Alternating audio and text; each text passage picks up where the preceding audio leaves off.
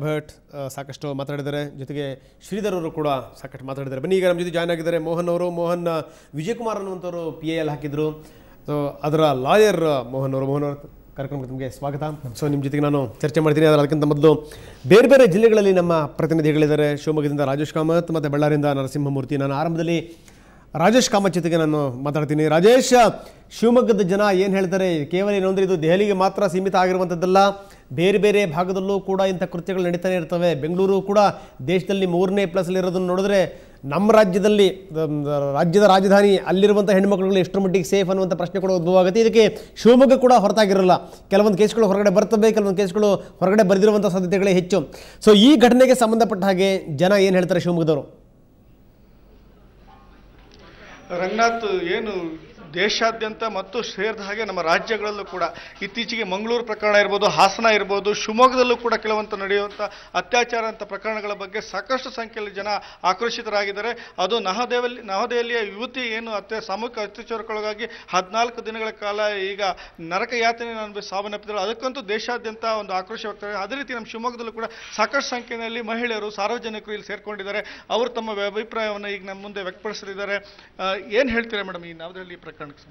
ನವದೆಹಲಿಯಲ್ಲಿ ನಡೆದಿದ್ದು ನಮಗೆ ಎಲ್ಲರಿಗೂ ತುಂಬಾ ಆಕ್ರೋಶ ಬಂದಿದೆ. ಇದೇ ಥರ ನಡೀತಾನೆ ಹೋದರೆ ಆ ಪಾಪಿ ನನ್ನ ಮಕ್ಕಳಿಗೆ ಜೈಲಿಗೆ ಹಾಕೋದಲ್ಲ, ಅವ್ರ ಅಂಗಾಂಗ ಎಲ್ಲ ಕಟ್ ಮಾಡಿ ಜೈಲಿಗೆ ಹಾಕಬೇಕು ಅಂತ ನಾವು ಕಾನೂನು ಬಹಿರಂಗವಾಗಿ ಕೇಳ್ಕೊತಾ ಇದ್ದೀವಿ. ಇದೇ ಥರ ಇನ್ನು ಮುಂದೆ ಯಾವ ಮಕ್ಕಳಿಗೂ ನಡೀಬಾರ್ದು. ನಮ್ಮ ಶಿವಮೊಗ್ಗ ಜಿಲ್ಲೆಯಲ್ಲೂ ಈ ಥರ ನಡೆದಿದೆ. ಸಣ್ಣ ಮಗು 4 ವರ್ಷದ ಮಗು ಮೇಲೆ ಈ ಥರ ಅತ್ಯಾಚಾರ ಎಸಗಿದ್ದಾರೆ. ಅದು ಸಹ ಇನ್ನು ಮುಂದೆ ನಡೀಬಾರ್ದು ಅಂತ ನಾವು ಆಕ್ರೋಶದಿಂದ ಕೇಳ್ಕೊತಾ ಇದ್ದೀವಿ. ನಮಗೆ ಶಿವಮೊಗ್ಗದಲ್ಲಿ ನಾವು ಇವತ್ತು ಡೆಲ್ಲಿ ಪ್ರಕರಣ ಏನು ನೋಡಿದ್ದೀವಿ, ಆ ಥರ ಹಲವಾರು ಸನ್ನಿವೇಶಗಳು ನಮ್ಮ ಶಿವಮೊಗ್ಗ ಜಿಲ್ಲೆಯಲ್ಲಿ ನಡೀತಾ ಇದೆ. 8 ದಿನಗಳಾಯಿತು ಶಿವಮೊಗ್ಗದಲ್ಲಿ ಒಬ್ಬ ಪ್ರಿನ್ಸಿಪಲ್ಲು ಇದೇ ಥರ ಕೆಲಸಗಳು ಮಾಡಿದ್ದಾರೆ. ಬಟ್ ಕಾನೂನಾಗಲಿ ಸರ್ಕಾರದವರಾಗಲಿ ಯಾವುದೇ ರೀತಿ ನಮಗೆ ಕೂಡ ಇವತ್ತು ರೆಸ್ಪಾನ್ಸ್ ಮಾಡ್ತಾ ಇಲ್ಲ. ಸಣ್ಣ ಪುಟ್ಟ ವಿಚಾರಗಳನ್ನ ಮುಚ್ಚಾಕ್ತಾರೆ, ಸರ್ಕಾರದವ್ರು ಬೇಲ್ ಕೊಡ್ತಾರೆ, ಬಿಡ್ತಾರೆ. ಅಲ್ಲಿ ಮಾಡ್ತಿರೋಂಥ ಹಲ್ಕ ಕೆಲಸ ಮಾಡೋಂಥವ್ರಿಗೆ ಇವತ್ತು ಏನು ನ್ಯಾಯ ಇದೆ ಅಂತ ನಾವು ಕೇಳ್ತೀವಿ. ಎಲ್ಲಿದೆ ಸಮಾನತೆ ಕೊಡ್ತೀವಿ ಅಂತ ಹೇಳ್ತಾರೆ, ನ್ಯಾಯ ಕೊಡಿಸ್ತೀವಿ ಅಂತ ಹೇಳ್ತಾರೆ. ಯಾರು ಬರ್ತೀಯಾರೆ? ಇವತ್ತು ಯಾವ ಸರ್ಕಾರ ಬರ್ತದೆ? ಇವತ್ತು ಡೆಲ್ಲಿ ನಡೆದಿರೋಂಥ ಪ್ರಕರಣಕ್ಕೆ ನಾವೇ ಕೇಳೋದೇನಪ್ಪ ಅಂದರೆ ಅನ್ಯಾಯ ಆಗಿರೋರ್ಗೂ ಕೂಡ ಅದರ ಅರಿವಾಗಬೇಕು. ಆ ಡೆಡ್ ಬಾಡಿ ಮುಂದೆ ಅವ್ರಿಗೂ ಗಲ್ಲಿಗೆ ಏರಿಸ್ಬೇಕಂತ ನಾವು ಕೇಳ್ಕೊಂತೀವಿ. ನಮ್ಮ ಶಿವಮೊಗ್ಗದಲ್ಲಿ ನಡೀತಿರೋಂಥ ಕೃತ್ಯಕ್ಕೆ 9 ದಿನ ಆದರೂ ನಮ್ಗೆ ಯಾರು ಸಪೋರ್ಟಿಗೆ ಬರ್ತಿಲ್ಲ. ಸರ್ಕಾರ, ಕಾನೂನು, ಪೊಲೀಸು ಯಾರೂ ಬರ್ತಿಲ್ಲ. ಡೆಲ್ಲಿ ಪ್ರಕರಣ ಅಲ್ಲ, ಇವತ್ತು ನಡೀತಿರೋಂಥ ಗಲ್ಲಿ ನಡೆಯುವಂಥ ಸಣ್ಣ ಪ್ರತಿಕ್ರಿಯೆ ಕೂಡ ಜನ ಎಚ್ಚೆತ್ತಬೇಕು.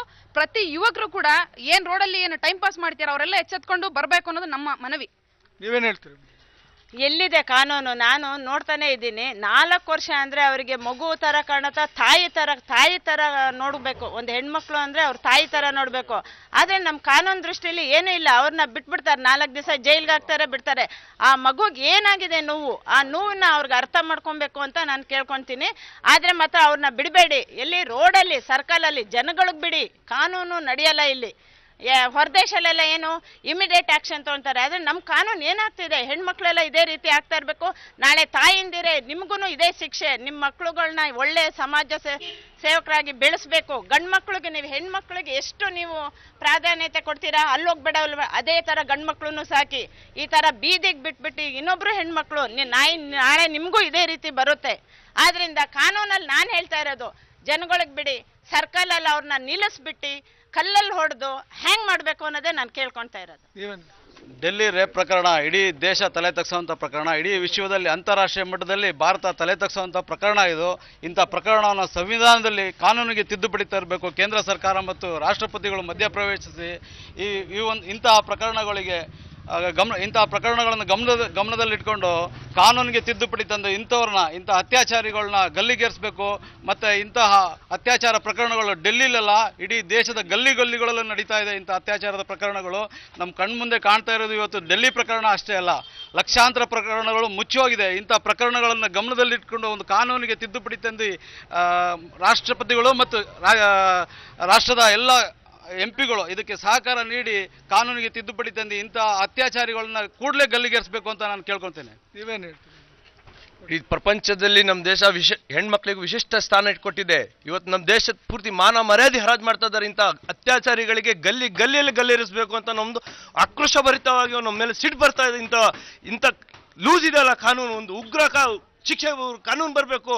ಇಂಥ ಉಗ್ರ ಅತ್ಯಾಚಾರಿಗಳಿಗೆ ನಿಲ್ಲಿಸಿ ಸಾರ್ವಜನಿಕ ಮುಂದೆ ಶಿಕ್ಷೆ ಕೊಡಬೇಕು ಅನ್ನೋದು ನಮ್ದು ಒಂದೇ ಆಸೆ ಆಕಾಂಕ್ಷೆ ಇದೆ. ಇಂಥವ್ರಿಗೆ ಬಿಡಬಾರ್ದು ಇದೆ.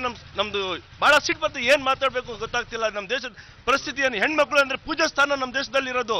ಇವತ್ತೇನಾಗ್ತಾ ಇದೆ, ಎಲ್ಲ ಕಡೆ ಗಲ್ಲಿಯಲ್ಲಿ ಮರ್ಯಾದೆ ಹೋಗ್ತಾ ಇದೆ ನಮ್ಮ ದೇಶದ್ದು. ಕೇಂದ್ರ ಸಚಿವರು ಹೇಳ್ತಾರೆ, ಯಾವುದು ಹೊರದೇಶದ್ದು ಮಿನಿಸ್ಟರ್ಗಳು ಬರ್ತಾ ಇದ್ದಾರೆ, ನೀವು ಧರಣಿಗಳು ಮಾಡಬೇಡಿ, ನಮ್ಮ ದೇಶದ ಮರ್ಯಾದೆ ಹೋಗುತ್ತೆ ಅಂತಿದ್ದಾರೆ. ಇಂಥ ಮರ್ಯಾದೆ ಹೋದ್ರು ಕಣ್ಮುಂದೆ ಇವ್ರು ಹೆಣ್ಮಕ್ಳಿಗಾದ್ರೆ ಇವ್ರೇನ್ ಮಾಡ್ತಾರೆ? ಈ ದಿನ ಬೆಳಗಾಗಿದ್ರೆ ಟಿವಿ ಮತ್ತೆ ಪೇಪರಲ್ಲಿ ಅಲ್ಲಿ ಅತ್ಯಾಚಾರ ಆಯಿತು, ಇಲ್ಲಿ ಇಷ್ಟು ವರ್ಷದ ಮಗುಗೆ ಅತ್ಯಾಚಾರ ಆಯಿತು, ಇದೇ ವಿಚಾರ ಬರ್ತಾ ಇದೆ. ಈಗ ಮೊನ್ನೆ ಡೆಲ್ಲಿಯಲ್ಲಿ ನಡೆದಿದೆ ಅತ್ಯಾಚಾರ, ಅದಕ್ಕೆ ಇವತ್ತು ಬೆಳಿಗ್ಗೆ ಸಾವನ್ನಪ್ಪಿದ್ದಾಳೆ. ಬಗ್ಗೆ 7 ಜನ ಆರೋಪಿಗಳಿದ್ದಾರೆ, ಅವರನ್ನ ಗಲ್ಲಿ ಶಿಕ್ಷೆಗೆ ಹಾಕ್ಲೇಬೇಕು ಅಂತ ನಾನು ಕೇಳ್ಕೊಂತೇನೆ. ಮತ್ತೆ ಇನ್ನೊಂದು ವಿಚಾರ ಏನಂದ್ರೆ, ಈಗ ನಮ್ಮ ಭಾರತೀಯ ಸಂಸ್ಕೃತಿಯ ಹೆಣ್ಮಕ್ಳಿಗೂ ಕೂಡ ಒಂದು ಮಾತು ಹೇಳಕ್ಕೆ ಇಷ್ಟಪಡ್ತೇನೆ. ಅವರು ಕೂಡ ಅವರ ಡ್ರೆಸ್ಸು ಅದರಲ್ಲಿ ಸ್ವಲ್ಪ ಕೇರ್ಫುಲ್ ಆಗಿದ್ದು ಆದಷ್ಟು ಬೇಗ ಮನೆ ಸೇರ್ಕೊಂಡು ಜೋಪಾನವಾಗಿ ಮನೆ ಸೇರ್ಕೋಬೇಕು ಅಂತ ಕೂಡ ನಾನು ಹೇಳಕ್ಕೆ ಇಷ್ಟಪಡ್ತೇನೆ. ದೆಹಲಿಯಲ್ಲಿ ಆಗಿರ್ತಕ್ಕಂಥ ಹೆಣ್ಣುಮಗಳ ಒಂದು ಕೃತ್ಯ ಏನಿದೆ, ಆ ನೋವು ನಮ್ಮ ನೋವು ಅಂತ ನಾವು ತಿಳ್ಕೊಳ್ತೀವಿ. ನೋಡಿ, ಈಗ ಏನಪ್ಪಾ ಅಂತಂದ್ರೆ, ಈಗೇನು ಅವ್ರು ಇದು ಅತ್ಯಾಚಾರ ಮಾಡಿದರೆ ಆ ಪಾಪಿಗಳನ್ನ ಮೊದಲು ಗಲ್ಲಿಗೆ ಹಾಕ್ಬೇಕು, ಮೊದಲು ಅವ್ರನ್ನ ಗಲ್ಲಿಗೆ ಹಾಕ್ಬೇಕು. ಆಗ ನಮ್ಮ ದೇಶಕ್ಕೆ ಶಾಂತಿ ಸಿಗುತ್ತೆ, ಹೆಣ್ಣು ಮಕ್ಳಿಗೆ ಶಾಂತಿ ಸಿಗುತ್ತೆ. ಹೆಣ್ಮಕ್ಳ ಮನಸ್ಸನ್ನು ಮೊದಲು ಅರ್ಥ ಮಾಡ್ಕೊಳ್ಳಿ. ಹೆಣ್ಣು ಮಕ್ಳಿಗೆ ಶಾಂತಿ ಸಿಗಬೇಕು ಅಂದ್ರೆ ಅವರನ್ನ ಗಲ್ಲಿಗೆ ತಕ್ಷಣ ಹಾಕ್ಬೇಕು, ಇಲ್ಲ ಅಂದ್ರೆ ಖಂಡಿತ ಶಾಂತಿ ಸಿಗಲ್ಲ. ಈ ಹೋರಾಟ ಹೀಗೆ ಇರುತ್ತೆ. ಅದಕ್ಕೋಸ್ಕರ ಅವ್ರನ್ನ ಗಲ್ಲಿಗೆ ಹಾಕಿ ನಮ್ಮ ಕಾನೂನುಗಳನ್ನ ತಿದ್ದುಪಡಿ ಮಾಡಿ, ಕಾನೂನುಗಳನ್ನ ನೆಟ್ಟಗೆ ಮಾಡಿ. ಕಾನೂನು ಇಲ್ಲದೇನೆ ಈ ರೀತಿ ಅವರೆಲ್ಲ ಅಪರಾಧಿಗಳು ರಾಜಾರೋಷವಾಗಿ ಓಡಾಡ್ತಾರೆ. ಅವ್ರಿಗೇನು ಶಿಕ್ಷೆ ಆಗ್ತಾ ಇಲ್ಲ. ಅವ್ರಿಗೆ ಮೊದಲು ಶಿಕ್ಷೆ ಹಾಕ್ಬೇಕು, ಗಲ್ಲಿಗೆ ಹಾಕ್ಬೇಕು ಅವ್ರನ್ನ. ಅಷ್ಟೇ ನಮ್ಮ ಇದು. ಏನ್ ಹೆಣ್ಣು ಅಂದ್ರೆ ಅಷ್ಟು ಕೀಳು ಮಟ್ಟಕ್ಕೆ ಬಂದಿದೀವ. ಹೆಣ್ಣು ಅಂದ್ರೆ ಅವ್ರಿಗೆ ಎಷ್ಟು ಗೌರವ ಕೊಡಬೇಕು. ಈಗ ಮಮತಾ ಬ್ಯಾನರ್ಜಿ, ಇಂದಿರಾ ಗಾಂಧಿ, ಸೋನಿಯಾ ಗಾಂಧಿ, ಸುಷ್ಮಾ ಸ್ವರಾಜ್, ಎಷ್ಟು ಜನ ಹೆಣ್ಣು ಮಕ್ಕಳಿದ್ದಾರೆ. ಆ ಹೆಣ್ಣು ಮಕ್ಕಳ ಗೌರವ ಮೊದ್ಲಿಂದಾನು ಉಳಿಸ್ಕೊಂಡ್ ಬಂದಿದ್ದಾರೆ. ಆ ಗೌರವವನ್ನ ನಾವು ಉಳಿಸ್ಕೋಬೇಕು. ಪ್ರತಿಯೊಂದ್ ಕಡೆ ಎಲ್ಲ ಕಡೆ ನೋಡಿದ್ರು ಹೆಣ್ಣು ಹಾಗೆ ಹೀಗೆ ಅಂತ ಅವರ ಒಂದು ಡ್ರೆಸ್ಸು ಗಿಸ್ಸು ನೋಡ್ಬಿಟ್ಟು ಅವ್ರನ್ನ ಮರ್ಯಾದೆ ಕಳ್ತಾರಲ್ಲ. ಹಾಗಾದ್ರೆ ಹೆಣ್ಮಕ್ಳಿಗೆ ಏನ್ ಮರ್ಯಾದೆ ಇಲ್ವಾ? ಮರ್ಯಾದೆ ಬಂದೇ ಬರ್ಬೇಕು.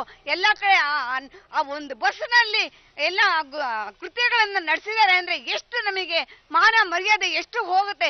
ಪ್ರತಿಯೊಂದು ಜಿಲ್ಲೆಯಲ್ಲೂ ಕೂಡ ಹೆಣ್ಣು ಮಕ್ಳಿಗೆ ಇಷ್ಟು ಹೀನಾಯವಾಗಿ ನಡ್ಕೊಳ್ಳೋ ಹಾಗೆ ಮಾಡಿದ್ರೆ ನಮ್ಮ ಮರ್ಯಾದೆ ಖಂಡಿತ ಸಾಧ್ಯ ಇಲ್ಲ. ಈ ಮಕ್ಕಳಿಗೆಲ್ಲ ಅವರು ತುಂಬಾ ಅನಾರೋಗ್ಯ ಮತ್ತೆ ತಮ್ಮ ಒಂದು ಏನೇ ಅನಾಹುತಗಳಾದ್ರೂ ಕೂಡ ಅದನ್ನ ಸಹಿಸುವಂತ ಶಕ್ತಿ ಇಲ್ಲ. ಯಾಕೆ ಅಂತಂದ್ರೆ ಒಂದೊಂದು ಹೆಣ್ಣು ಮಗುವಿಗೂ ಕೂಡ ತುಂಬಾ ಯೋಚನೆ ಎಲ್ಲ ಆಗತ್ತೆ. ಅದನ್ನ ನನಗೆ ತುಂಬಾ ಹೇಳೋದಕ್ಕೆ ನಂಗೆ ತುಂಬಾ ಭಯ ಆಗತ್ತೆ. ಮತ್ತೆ ಮಾನಸಿಕವಾಗಿ ನಂಗೆ ಹಿಂಸೆನೂ ಆಗತ್ತೆ. ಪ್ರತಿಯೊಂದು ಹೆಣ್ಣು ಮಕ್ಕಳು ಕೂಡ ಹೀಗಿದ್ರೆ ಹೊರಗಡೆ ಹೆಣ್ಮಕ್ಳು ಹೇಗ್ ಓಡಾಡ್ಬೇಕು?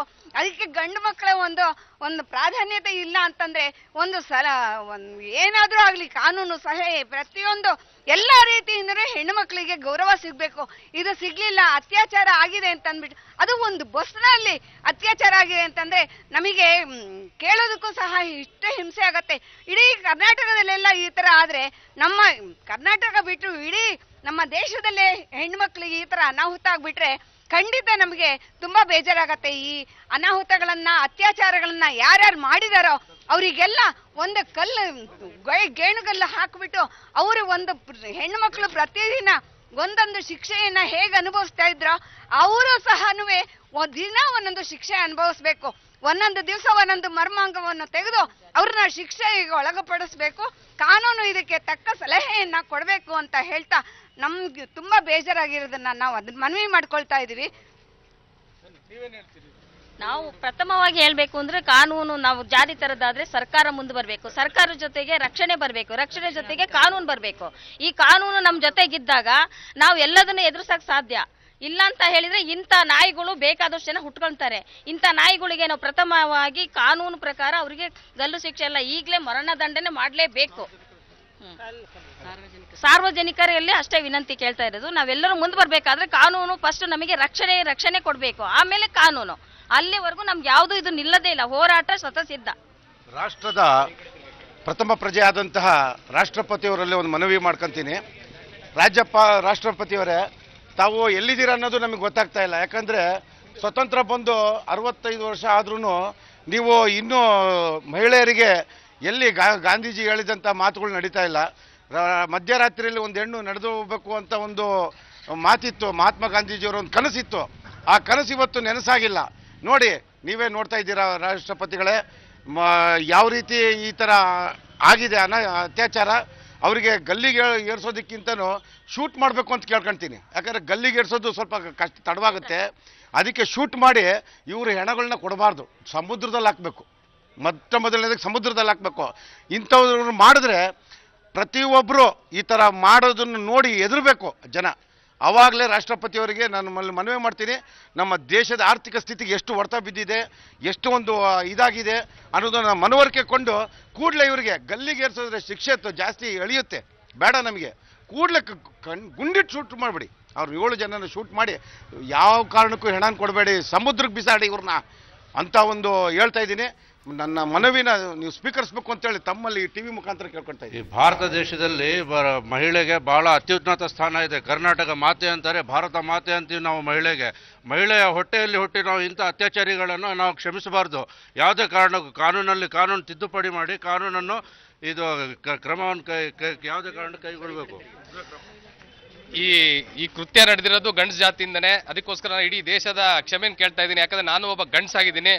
ಗಂಡ್ಸಾಗಿಬಿಟ್ಟು ಇಂಥ ಷಡ್ಯಂತ್ರ ಕೆಲಸ ಮಾಡಬೇಡಿ. ಒಂದು ಮಹಿಳೆಯನ್ನ 6 ಜನ ಪೀಡಿಸುವಂಥ ಪೀಡಕರಾಗಬೇಡಿ. ನೀವು ಗಂಡ್ಸಾಗೇ ಇರಿ. ಮತ್ತು ಕೇಂದ್ರ ಸರ್ಕಾರಕ್ಕೊಂದು ಕೇಳ್ತಾ ಇದ್ದೀನಿ, ನೀವು ಪ್ರಧಾನಮಂತ್ರಿಗಳೇ, ನೀವು ಮಗ್ಗಿ ಒಪ್ಪಿಸ್ತೀರಾ, ಟೀಕೈ ಅಂತ ಕೇಳ್ತೀರಾ ಈ ಪ್ರಕರಣದ ಬಗ್ಗೆ ಹೇಳಿದಾಗ, ನೀವು ದಯವಿಟ್ಟು ನೀವು ಗುಜರಾತಿಗೆ ಹೋಗಬೇಕು, ನರೇಂದ್ರ ಮೋದಿ ಆಡಳಿತ ಕೊಡ್ತಿರೋ ನೋಡಬೇಕು. ಇಡೀ ನಿಮ್ಮ ಕೇಂದ್ರ ಸಂಪುಟವೇ, ಸಚಿವ ಸಂಪುಟವೇ ಅಲ್ಲಿ ಹೋಗಿ ಕೂತಿ 1 ವಾರ ನರೇಂದ್ರ ಮೋದಿಯಿಂದ ಟ್ರೈನಿಂಗ್ ತಗೊಂಬನ್ನಿ. ಆಗ ನೀವು ದೇಶ ಉಳಿಸ್ತೀರಾ ಅಷ್ಟೇ. ನೀವು ಏನ್ ಜನ ಇಲ್ಲಿ ಶಿವಮೊಗ್ಗದಲ್ಲಿ ಆಕ್ರೋಶಭರಿತವಾಗಿ ಮಾತಾಡ್ತಿದ್ದಾರೆ ನೋಡ್ತಾ ಇದ್ದೀರಾ. ಜನರಲ್ಲಿ, ಮಹಿಳೆಯರಲ್ಲಿ, ಅದರಲ್ಲಿ ಎಲ್ಲರಲ್ಲೂ ಕೂಡ ಆಕ್ರೋಶ ವ್ಯಕ್ತ ಆಗ್ತಿದೆ. ಅತ್ಯಾಚಾರದಂತ ಘಟನೆಗಳು ಮರುಕಳಿಸಬಾರ್ದು ಅನ್ನೋದು ಅವರು ಇದು ಹಾಗೆ ಪ್ರಬಲ ಕಾಯ್ದೆ ಆಗಬೇಕು. ಆದರೆ ಈ ಕಾಯ್ದೆ ಕಾನೂನುಗಳಿಗಿಂತ ಹೆಚ್ಚಾಗಿ ಅವ್ರನ್ನ ಸಾರ್ವಜನಿಕವಾಗಿ ಇಟ್ಟು ಕಲ್ಲಲ್ಲಿ ಹೊಡಿಬೇಕು, ಗುಂಡಿಟ್ಟು ಸಾಯಿಸಬೇಕು, ಗಲ್ಲಿಗೇರಿಸುವಂಥದ್ದು ಕೂಡ ತಡವಾದ ಶಿಕ್ಷೆ ಅನ್ನುವಂಥ ಮಾತುಗಳು ಕೇಳಿ ಬರ್ತಾ ಇದೆ. Yes, thank you very much Rajesh. ನಿಜಕ್ಕೂ ಶಿವಮೊಗ್ಗದ ಜನತೆ ಯಾವ ರೀತಿ ಮಾತಾಡಿದ್ರು ನೋಡಿದ್ರಿ, ಮನಸ್ಸಿನ ಆಳದಿಂದ ಬಂತು. ಅಲ್ಲಿ ಯಾವುದೂ ಕೂಡ ಅಲ್ಲಿ ಲೇಪನ ಇರಲಿಲ್ಲ. ಸೊ ಇರೋದನ್ನು ಇದ್ದಾಗೆ ಹೇಳಿದ್ರು. ಎಲ್ಲರೂ ಕೂಡ ವ್ಯಾಪಕವಾಗಿ ಈ ಘಟನೆಯನ್ನು ಖಂಡಿಸಿರುವಂಥದ್ದು. ಇದೊಂದು ನಾಚಿಕೆಗೇಡಿನ ಸಂಗತಿ ಅಂತ ಪದೇ ಪದೇ ಹೇಳಿರುವಂಥದ್ದು. ಅಂದರೆ ನಾಯಕತ್ವದ ಕೊರತೆ ಅನ್ನುವಂಥ ಮಾತನ್ನು ನಾವು ಆರಂಭದಲ್ಲಿ ಏನು ಹೇಳಿದ್ವಿ, ಅದನ್ನೇ ಜನರು ಕೂಡ ಮಾತಾಡಿದ್ರು. ಬಹುಶಃ ಹೆಣ್ಮಕ್ಳುಗಳನ್ನೇ ನಾವು ರಕ್ಷಣೆ ಕೊಡಲಿಲ್ಲ ಅಂತಂದರೆ, ರಕ್ಷಣೆ ಮಾಡಲಿಲ್ಲ ಅಂದರೆ ಇದು ಯಾವ ಸೀಮೆ ನಾಯಕತ್ವ ಅನ್ನುವಂಥದ್ದು ಅವರ ಪ್ರಶ್ನೆಯಾಗಿತ್ತು. ಸೊ ಇದು ಬಳ್ಳಾರಿದಾಯಿತು, ಇನ್ನು ಶಿವಮೊಗ್ಗದಾಯಿತು. ಬಳ್ಳಾರಿಯ ಜನರು ಏನು ಹೇಳ್ತಾರೆ ಕಾಯ್ತಾ ಇದ್ದಾರೆ, ಅವ್ರ ಜೊತೆ ಮಾತಾಡ್ತೀನಿ. ಜೊತೆಗೆ ಸ್ಟುಡಿಯೋದಲ್ಲಿರುವಂಥ ಗಣ್ಯರು ಅವರ ಅನಿಸಿಕೆ ಅಭಿಪ್ರಾಯಗಳೇನು ಕೇಳೋಣ. ಅದಕ್ಕಿಂತ ಮೊದಲು ಮತ್ತೊಮ್ಮೆ ಬ್ರೇಕ್.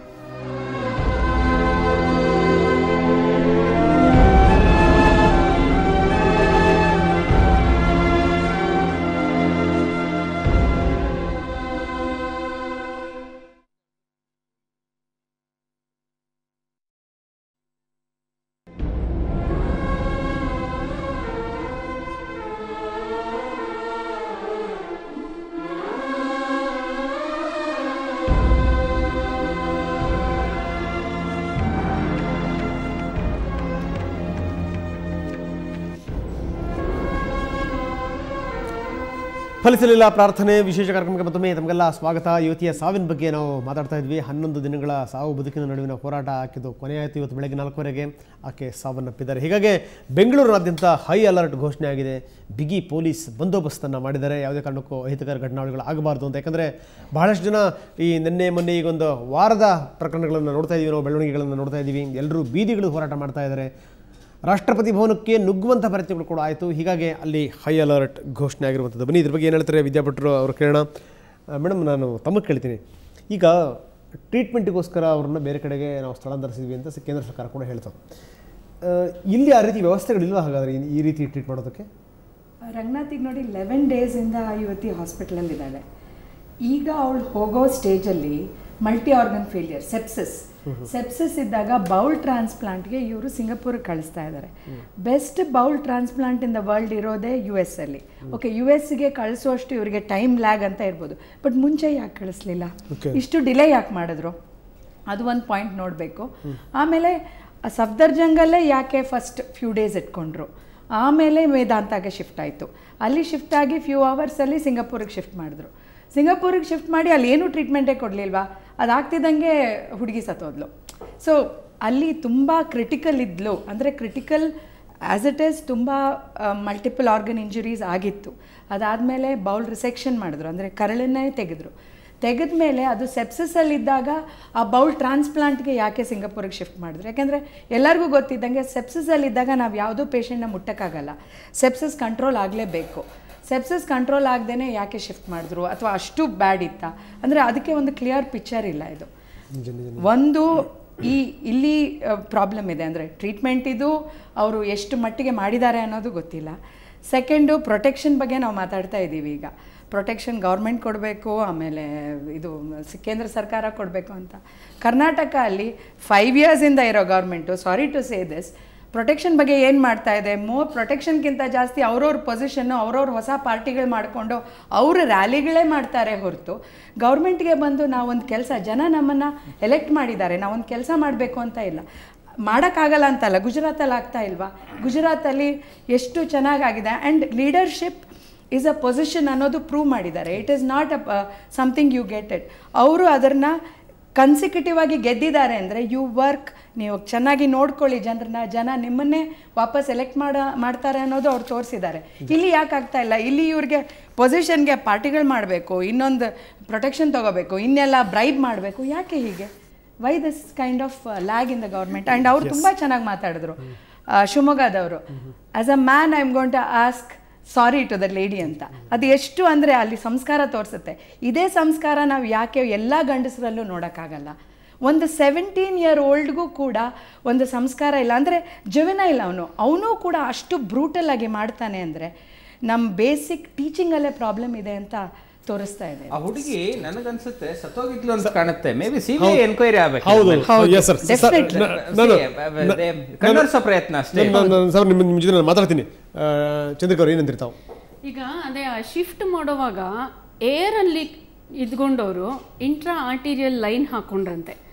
ಯಾಕೆ ಅವಳು ಇಲ್ಲಿ ಇಷ್ಟು ಕ್ರಿಟಿಕಲ್ ಆಗಿದ್ಲು, ICUನಲ್ಲಿ 11 ದಿವಸದಿಂದ ಇದ್ಲು. ಇಂಟ್ರಾ ಆರ್ಟೀರಿಯಲ್ BP ಅಂದರೆ ಒಂದು ಬೀಟ್ ಟು ಬೀಟ್ ನಮಗೆ ಅದು ಬ್ಲಡ್ ಪ್ರೆಷರ್ ತೋರಿಸುತ್ತೆ. ಅದನ್ನೆಲ್ಲ ಮಾಡಿಕೊಂಡೇ ಇರ್ತಾರೆ ತಾನೆ. ಅದು ಬಿಟ್ಬಿಟ್ಟು ಆ ಲೈನೇ ಇಲ್ಲದೆ ಅವಳನ್ನ ಅಲ್ಲಿಗೆ ಶಿಫ್ಟ್ ಮಾಡಿದ್ದು ಯಾಕೆ? ಇದೆಲ್ಲ ಪ್ರಶ್ನೆಗೆ ಅವ್ರು ಉತ್ತರ ಕೊಡಲೇಬೇಕಾಗತ್ತೆ. ಮತ್ತು 11 ದಿವಸದಿಂದ ಇಲ್ಲಿ ಇಟ್ಕೊಂಡವರು ಇನ್ನೂ ಅವಳನ್ನ ಸ್ಟೆಬಿಲೈಸ್ ಮಾಡೋವರೆಗೂ ಯಾಕೆ ನಮ್ಮ ಬೆಂಗಳೂರಲ್ಲಿ ಇಲ್ವಾ, ಅಥವಾ ಈ ಬೆಂಗಳೂರಿಗೆ ಯಾಕೆ ಡೆಲ್ಲಿಲಿ ಇಲ್ವಾ? ಎಷ್ಟು ಹಾಸ್ಪಿಟಲ್ಸ್ ಇಲ್ವಾ? ಏಮ್ಸ್ ಇಲ್ವಾ? ಈ ಥರ ಒಳ್ಳೊಳ್ಳೆ ಫೆಸಿಲಿಟೀಸ್ ಇರೋ ಹಾಸ್ಪಿಟಲಲ್ಲಿ ಅವಳನ್ನ ಸ್ಟೆಬಿಲೈಸ್ ಮಾಡ್ಬೋದಾಗಿತ್ತು. ಮತ್ತು ಈ ಆರ್ಗನ್ ಟ್ರಾನ್ಸ್ಪ್ಲಾಂಟ್ ಮಾಡೋಕ್ಕೆ ಇದು ಖಂಡಿತ ಟೈಮ್ ಅಲ್ವೇ ಅಲ್ಲ. ಸೆಪ್ಸಿಸಲ್ಲಿದ್ದಾಳೆ, ಹಾರ್ಟ್ ಫೇಲ್ಯೂರ್ ಆಗಿದೆ, ಕ್ರಿಟಿಕಲ್ ಇದೆ ಕಂಡೀಷನ್ನು. ಈ ಥರ ಇರುವಾಗ ಮೇಜರ್ ಸರ್ಜರಿ ಟ್ರಾನ್ಸ್ಪ್ಲಾಂಟ್ ಮಾಡ್ತಾರಾ? ಸೊ ಇದೆಲ್ಲ ನೋಡಿದರೆ ಇದೆಲ್ಲ ಅದು ಯಾಕೆ ಅಂತ ನಮಗಂತೂ ಅರ್ಥ ಆಗಲ್ಲ. ಸಾಮಾನ್ಯ ಜನರಿಗೆ ಇದು ಒಳಗಡೆ ಏನೇನು ನಡೀತಿದೆ ಅರ್ಥ ಆಗಲ್ಲ. ಅದಕ್ಕೆ ಶ್ಯಾಮ್ ಸುಂದರ್ ಹೇಳಿದ್ದೇನು ಅಂದರೆ ಇದನ್ನು CBI ತನಿಖೆ ವಹಿಸಬೇಕು, ಖಂಡಿತ ಆಗಲೇಬೇಕನ್ಸುತ್ತೆ. ಯಾಕೆಂದರೆ ನಾವು ಸಿಂಪಲ್ ಆಗಿ ನೀವು ಯಾರನ್ನಾದ್ರೂ ಕೇಳಿ ಈ ಸಿಚುಯೇಷನಲ್ಲಿ ಶಿಫ್ಟ್ ಮಾಡೋದು ನ್ಯಾಯನ ಅಂದಾಗ ಯಾರೇ ಈವನ್ ಒಂದು ಜಸ್ಟ್ ಒಂದು MBBS ಸ್ಟೂಡೆಂಟ್, ಇವನ್ ಓದ್ತಾ ಇರೋ ಸ್ಟೂಡೆಂಟ್ನ ಕೇಳಿದ್ರು ಹೇಳ್ತಾರೆ ಜನರ ರೋಷ ಆಕ್ರೋಶ ಮನೋಭಾವನೆ ಶಿಫ್ಟ್ ಮಾಡಬೇಕಾಗಿತ್ತಲ್ಲ, ಅದಕ್ಕೋಸ್ಕರ ಶಿಫ್ಟ್ ಮಾಡಿದ್ರು ಅಂತ. ಏನನ್ಸುತ್ತೆ ಅಂದ್ರೆ ಡೆಲ್ಲಿಲೇ ಆ ಹುಡುಗಿ ಸತ್ರೆ ಇನ್ನೂ ಗಲಾಟೆ ಆಗುತ್ತೆ. ಸರ್ ಒಂದೇ ನಿಮಿಷ ಬರ್ತೀನಿ ನಿಮ್ಮ ಜೊತೆ. ನಾನು ಮಾತ್ರ ಸುದೀರ್ಘ ಮಾತಾಡ್ತೀನಿ. ಮೇಡಮ್ ಹೊರಡ್ತಾ ಇದ್ದಾರೆ, ಅದಕ್ಕೆ ಮೇಡಮ್ ಕೊನೆಯದ ತಾವೇನು ಹೇಳ್ತೀರಿ? ಕೊನೆಯದಾಗಿ ನಾನು ಹೇಳೋದೇನೆಂದರೆ, ಈಗ ಆಗಿದ್ದರಿಂದ ನಮಗೆ ಒಂದು ಪಾಠ ಕಲಿಸ್ಬೇಕು. ಅದನ್ನ ಡಿಸೆಕ್ಟ್ ಮಾಡೋದ್ರಿಂದ ನಮಗೆ ಬುದ್ಧಿ ಬರೋದಿಲ್ಲ. CBI ತನಿಖೆಗಿಂತಲೂ ಮುಖ್ಯವಾಗಿ ನಾವು ಮುಂದೆ ಏನೇನು ಮಾಡಬೇಕಂತ ನೋಡಬೇಕು. ಒಂದು, ಶಿಕ್ಷೆಗಳನ್ನ ಕಠಿಣ ಮಾಡಬೇಕು, ಆದಷ್ಟು ಶೀಘ್ರವಾಗಿ ಆಗಬೇಕು. ಶಾಲೆ ಮಕ್ಕಳಿಂದನೇ ನಾವು ಮಹಿಳೆಯರಿಗೆ ಮನ್ನಣೆ ಕೊಡೋದು, ಮರ್ಯಾದೆ ಕೊಡೋದನ್ನು ಒಂದು ನೀತಿ ಪಾಠವಾಗಿ ಹೇಳ್ಕೊಡ್ಬೇಕು. 4ನೇದಾಗಿ, ಮದ್ಯಪಾನ ಸೇವನೆ ಮಾಡಿ ಯಾವುದೇ ಒಂದು ಟ್ರೈನ್ ಅಥವಾ ಬಸ್ಗಳಲ್ಲಿ ಪ್ರಯಾಣ ಮಾಡೋದನ್ನು ಪೂರ್ತಿ ನಿಲ್ಲಿಸಬೇಕು. ಯಾಕಂದರೆ ಅವರು ಕೆಟ್ಟ ವರ್ತನೆಯನ್ನು, ಪ್ರಾಣಿಗಳ ಥರ ವರ್ತನೆ ಆಗದೆ ಯಾವಾಗ ಮೆದುಳಿನ ನಿಯಂತ್ರಣ ಅವ್ರ ಮೇಲೆ ಇಲ್ಲದೆ ಇದ್ದರಿಂದ. ಸೊ ಇಷ್ಟೆಲ್ಲ ಮಾತು ಕೇಳ್ಕೊಂಡು ಪ್ರಾಣಿಗಳೆಲ್ಲ ಸ್ಟ್ರೈಕ್ ಮಾಡ್ಬೋದು ಮೇಡಮ್. ನಮಗಿಂತ ಕೆಟ್ಟ ವರ್ತನೆ ಮಾಡ್ತಾರೆ ಮನುಷ್ಯರು, ನಮಗೆ ಅವಮಾನ ಆಗ್ತಾ ಇದೆ ಅಂತ. ಅಲ್ಲ, ನಗದ್ಕಂತಲ್ಲ ನಾನು ಹೇಳ್ತೀನಿ. ಇಲ್ಲ, ನೀವು ಆಲ್ಕೋಹಾಲ್ ಇಫೆಕ್ಟ್ ನೋಡಿದ್ರೆ ಮೆದುಳಿನ ಕಂಟ್ರೋಲ್ ಇಂದ್ರಿಯಗಳ ಮೇಲೆ ಇರುತ್ತಲ್ಲ, ಅದು ಹೊರಟೋಗುತ್ತೆ. ಆ ಇಂದ್ರಿಯ ನಿಗ್ರಹ ಇರದೇ ಇರೋದ್ರಿಂದ ಇಂಥ ಕೃತ್ಯಗಳಾಗುತ್ತೆ. ಹೇಳ್ಬೋದು ಮನುಷ್ಯರ ತರ ವರ್ತನೆ ಮಾಡಬೇಡಿ ಅಂದ್ಬಿಟ್ಟು ಆ ಸ್ಟೇಜ್ ಬರ್ತಾ ಇದೆ ಈಗ. ಓಕೆ, ಸೊ ಅಲ್ಲ ಇದು ಇದು ಇದು ನಾಯಕತ್ವದ ಕೊರತೆ ಅನ್ನೋದನ್ನು ಕೂಡ ತಾವು ಒಪ್ಕೋತೀರಿ. ಯಾಕಂದ್ರೆ ರಕ್ಷಣೆ ಸಿಗಲಿಲ್ಲ ಅಂತ ನೀವು ಏನು ಮಾಡ್ಲಿಕ್ಕೆ ಸಾಧ್ಯ ಅವರು ಅಂತ. ಕೇವಲ ಒಂದು ಬೆರಳು ಮಾಡಿದಾಗ 3 ಬೆರಳು ನಮ್ಮ ಕಡೆಗೆ ಇರುತ್ತೆ ಅಂತ ಮರಿಬಾರ್ದು. ಆ 3 ಬೆರಳು ಯಾವುದು? ತಂದೆ ತಾಯಿಗಳು, ಶಾಲೆ ಶಿಕ್ಷಕರು, ಕಾಲೇಜುಗಳಲ್ಲಿ ವಿದ್ಯಾರ್ಥಿಗಳಿಗೆ ಪಾಠ ಹೇಳ್ಕೊಡೋರು, ಆಮೇಲೆ ಸಮಾಜದ ಗುರು ಹಿರಿಯರು. ಆ 3 ಜನರು ಕೂಡ ಇದು ಮುಂದೆ ಬರಬೇಕಾಗತ್ತೆ. ಕೇವಲ ಒಬ್ಬ ಈಗ 3 ಜನರು ಮಾಡಲ್ವಲ್ಲ, ಅವಾಗ ಕಾನೂನು ಮಾಡಬೇಕಾಗತ್ತೆ ಅಂತ. ಅಲ್ಲೆಲ್ಲ ಕಾನೂನು ಬೇಕೇ ಬೇಕು ರಂಗನಾಥ್. ಕಾನೂನು ಶಿಕ್ಷೆ ಇರಲಿ, ಕಾನೂನು ಶಿಕ್ಷೆ ಜೊತೆಗೆ ನಾನು ಹೇಳಿದ್ನಲ್ಲ, ಒಂದು ಭಯದ ಜೊತೆಗೆ ಭಕ್ತಿ ಕೂಡ ಬರುವ ಹಾಗೆ ಕರಾಗ್ರೆ ವಸ್ತೆ ಲಕ್ಷ್ಮೀ ಕರಮಧ್ಯೆ ಸರಸ್ವತಿ ಅನ್ನೋ ನಮ್ಮ ದೇಶದಲ್ಲಿ ಮಹಿಳೆಯರನ್ನ ಲಕ್ಷ್ಮೀ ಸರಸ್ವತಿ ನೋಡುವಂಥ ಆ ಭಕ್ತಿಯನ್ನು ಕೂಡ ಮಕ್ಕಳಲ್ಲಿ ಬೆಳೆಸಬೇಕು ಅಂತ ನಾನು ಕೇಳ್ಕೊತಾ ಇದ್ದೀನಿ. ನಾಯಕತ್ವದ ಕೊರತೆನೇ ಇದೆ. ಯಾಕೆಂದ್ರೆ this is not the first incident. ಒಂದು ಲಕ್ಷಾಂತರ ರೇಪ್ ಕೇಸ್ಗಳಿಗೆ ಇನ್ನ ಬಸ್ನಲ್ಲಿ, ಅದು ಪಬ್ಲಿಕ್ ಟ್ರಾನ್ಸ್ಪೋರ್ಟ್ನಲ್ಲಿ ರೇಪ್ ಆಗೋದು ನಿಲ್ಸಕ್ಕಾಗಿಲ್ಲ ಅಂದರೆ it is purely the failure of the system. ಇಲ್ಲಿ ನಡೀತಾ ಇರೋ ಘಟನೆಗಳೆಲ್ಲ ಮನುಷ್ಯರಿಂದನೇ ನಡೆದಿತ್ತು. ಮನುಷ್ಯ ನಡೆನುಡಿಗಳೇ ಇದರಲ್ಲಿ ಮೂಲತಃ ಏರ್ಪೇರಾಗ್ತಾ ಇರೋದು. ಆ ಕಾರಣದಿಂದಲೇ ಅತಿಯಾದ ವರ್ತನೆಗಳು ಎದ್ದು ಕಾಣಿಸ್ತಾ ಇದೆ. ಸಾಮಾನ್ಯವಾಗಿ ವರ್ತನೆಗಳನ್ನು ನಿಯಂತ್ರಣಕ್ಕೆ ಒಳಪಡಿಸುವಂತಹ ಹಲವಾರು ಮಾರ್ಗಗಳಿದೆ. ಪ್ರಾರಂಭದಲ್ಲಿ ಶಿಕ್ಷಣ, ಆ ಶಿಕ್ಷಣ ಅಂದಾಕ್ಷಣ ಶಾಲೆಯ ಆವರಣದಲ್ಲಿ ಹೇಳ್ಕೊಳ್ಳುವಂತಹ ಶಿಕ್ಷಣ ಅಲ್ಲ, ಇಂತಹದ್ದು ಒಂದು ಘಟನೆಯಿಂದ ಆಗುವಂತಹ ದುರಂತಗಳೇನು, ಅನಾಹುತಗಳೇನು ಅನ್ನೋದರ ಅರಿವು ಮೂಡಿಸುವಂತಹ ಒಂದು ವ್ಯವಸ್ಥಿತ ಕ್ರಮ ಬಹುಶಃ ನಮ್ಮಲ್ಲಿತ್ತು, ಈಗ ಕಡಿಮೆ ಆಗ್ತಾ ಇದೆ. ಹೀಗಾಗಿ ಆ ನೈತಿಕ ಪ್ರಜ್ಞೆ ಅಂತ ಏನು ಕರಿತೀವಿ, ಇದು ಸಣ್ಣ ಮಕ್ಕಳಲ್ಲೇ ಬರ್ತದೆ. ಆ ನೈತಿಕ ಪ್ರಜ್ಞೆಗೆ ಪೂರಕವಾಗಿರುವಂತಹ ವಾತಾವರಣ ಇವತ್ತಿನ ದಿನ ಬಹಳ ಹಗುರವಾಗಿಬಿಟ್ಟಿದೆ. ಇದಕ್ಕೆ ನನಗನ್ಸುತ್ತೆ, ಈಗ ತಿರ್ಗಾ ಪುನಃ ಅದಕ್ಕೆ ಬರ್ತೀವಿ, ಮಾದರಿಗಳು ಯಾವುದು, ಆದರ್ಶಗಳು ಯಾವುದು, ನಾವು ಬದುಕ್ತಿರುವಂತಹ ವ್ಯವಸ್ಥೆಯಲ್ಲಿ ನಾವು ಏನನ್ನು ಪಡಿಬೋದು, ಏನನ್ನು ಕೊಡ್ಬೋದು, ಇವೆಲ್ಲ ದೊಡ್ಡ ದೊಡ್ಡ ಪ್ರಶ್ನೆಗಳಾಗೇ ಉಳಿಯುತ್ತೆ. ಅಂದರೆ ಒಟ್ಟಾರೆ ನೋಡೋದಾದರೆ ಶಿಕ್ಷಣದ ವ್ಯವಸ್ಥೆ ಮತ್ತು ನಾಯಕತ್ವದ ವ್ಯವಸ್ಥೆ ಇವೆರಡರಲ್ಲೂ ದೊಡ್ಡ ಕಂದರ, ದೊಡ್ಡ ಅನಾಹುತವೇ ಉಂಟಾಗಿದೆ. ಬಹುಶಃ ಜನರೇ ಇದನ್ನು ಬದಲಾಯಿಸಬೇಕಾಗತ್ತೆ ಅಂತ ಅನ್ನುವಂತಹ ಒಂದು ಭಾವನೆ ನನ್ನಲ್ಲಿ ಭಾಳ ಗಾಢವಾಗಿದೆ. ಅದಕ್ಕೇ ಅಲ್ಲಿ ಎಲ್ಲ ವ್ಯಕ್ತಪಡಿಸಿದ ಜನಗಳು ಎಲ್ಲರೂ ಹೇಳಿದ್ದೇನಂತಂದ್ರೆ ಆಕ್ರೋಶ, ನಾಯಕತ್ವ ಮತ್ತು ನಮ್ಮ ವ್ಯವಸ್ಥೆ, ಕಾನೂನು ಮತ್ತು ಪುನಃ ಅವರಿಂದ ಹುಟ್ಟು ಬರ್ತಾ ಇರುವಂತಹ ಆಕ್ರೋಶದ ಮೂಲಕನೇ ಆಕ್ರೋಶನ ನಿಗ್ರಹಿಸುವಂತಹ ಒಂದು ಕ್ರಮ ಅತ್ಯಂತ ಕೆಟ್ಟ ಕ್ರಮ. ಸದ್ಯದಲ್ಲಿ ಪರಿಣಾಮ ಬೀರ್ಬೋದು, ದೀರ್ಘಾವಧಿಯಲ್ಲಿ ಅದು ಒಂದು ಅಭ್ಯಾಸವೇ ಆಗಿಬಿಡ್ತಿದೆ. ಹೀಗಾಗಿ ನಾವು ನಮ್ಮ ಮನಃಪರಿವರ್ತನೆಯನ್ನು ಯಾವ ರೀತಿಯಲ್ಲಿ ಮಾಡಬೇಕು ಅನ್ನುವಂತಹ ಒಂದು ಪರ್ವಕಾಲದಲ್ಲಿ ನಾವಿದ್ದೀವಿ. ಇದು ಪ್ರಾರಂಭದಲ್ಲೇ ಮಾಡಬೇಕಾ ಅಥವಾ ಬದಲಾವಣೆಗಳನ್ನು ತರುವಂತಹ ಹಂತದಲ್ಲಿ ನಾವು ಮಾಡಬೇಕಾ ಅನ್ನೋದ್ರ ಬಗ್ಗೆ ಹೆಚ್ಚಿನ ಚರ್ಚೆ ಆಗಬೇಕಾಗತ್ತೆ.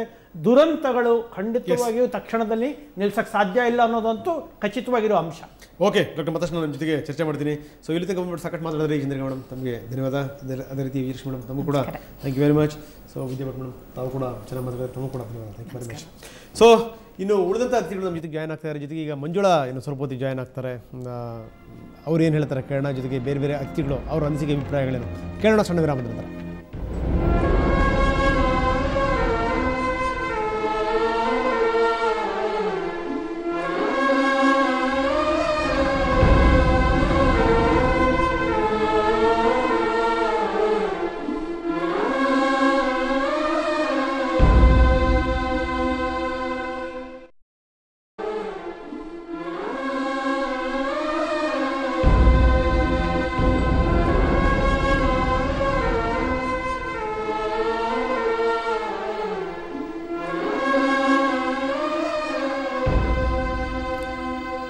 ಫಲಿಸಲಿಲ್ಲ ಪ್ರಾರ್ಥನೆ ವಿಶೇಷ ಕಾರ್ಯಕ್ರಮಕ್ಕೆ ಮತ್ತೊಮ್ಮೆ ತಮಗೆಲ್ಲ ಸ್ವಾಗತ. ಇಲ್ಲಿ ತನಕ ಸಾಕಷ್ಟು ಚರ್ಚೆ ಮಾಡಿದ್ವಿ. ಬನ್ನಿ ಇದ್ರ ಬಗ್ಗೆ ಮಾತಾಡಲಿಕ್ಕೆ ಮಂಜುಳಾ ಮೇಡಮ್ ನಮ್ಮ ಜೊತೆ ಜಾಯ್ನ್ ಆಗಿದ್ದಾರೆ. ರಾಜ್ಯ ಮಹಿಳಾ ಆಯೋಗದ ಅಧ್ಯಕ್ಷೆ ಮಂಜುಳಾ ಮೇಡಮ್, ತಮಗೆ ಕಾರ್ಯಕ್ರಮಕ್ಕೆ ಸ್ವಾಗತ.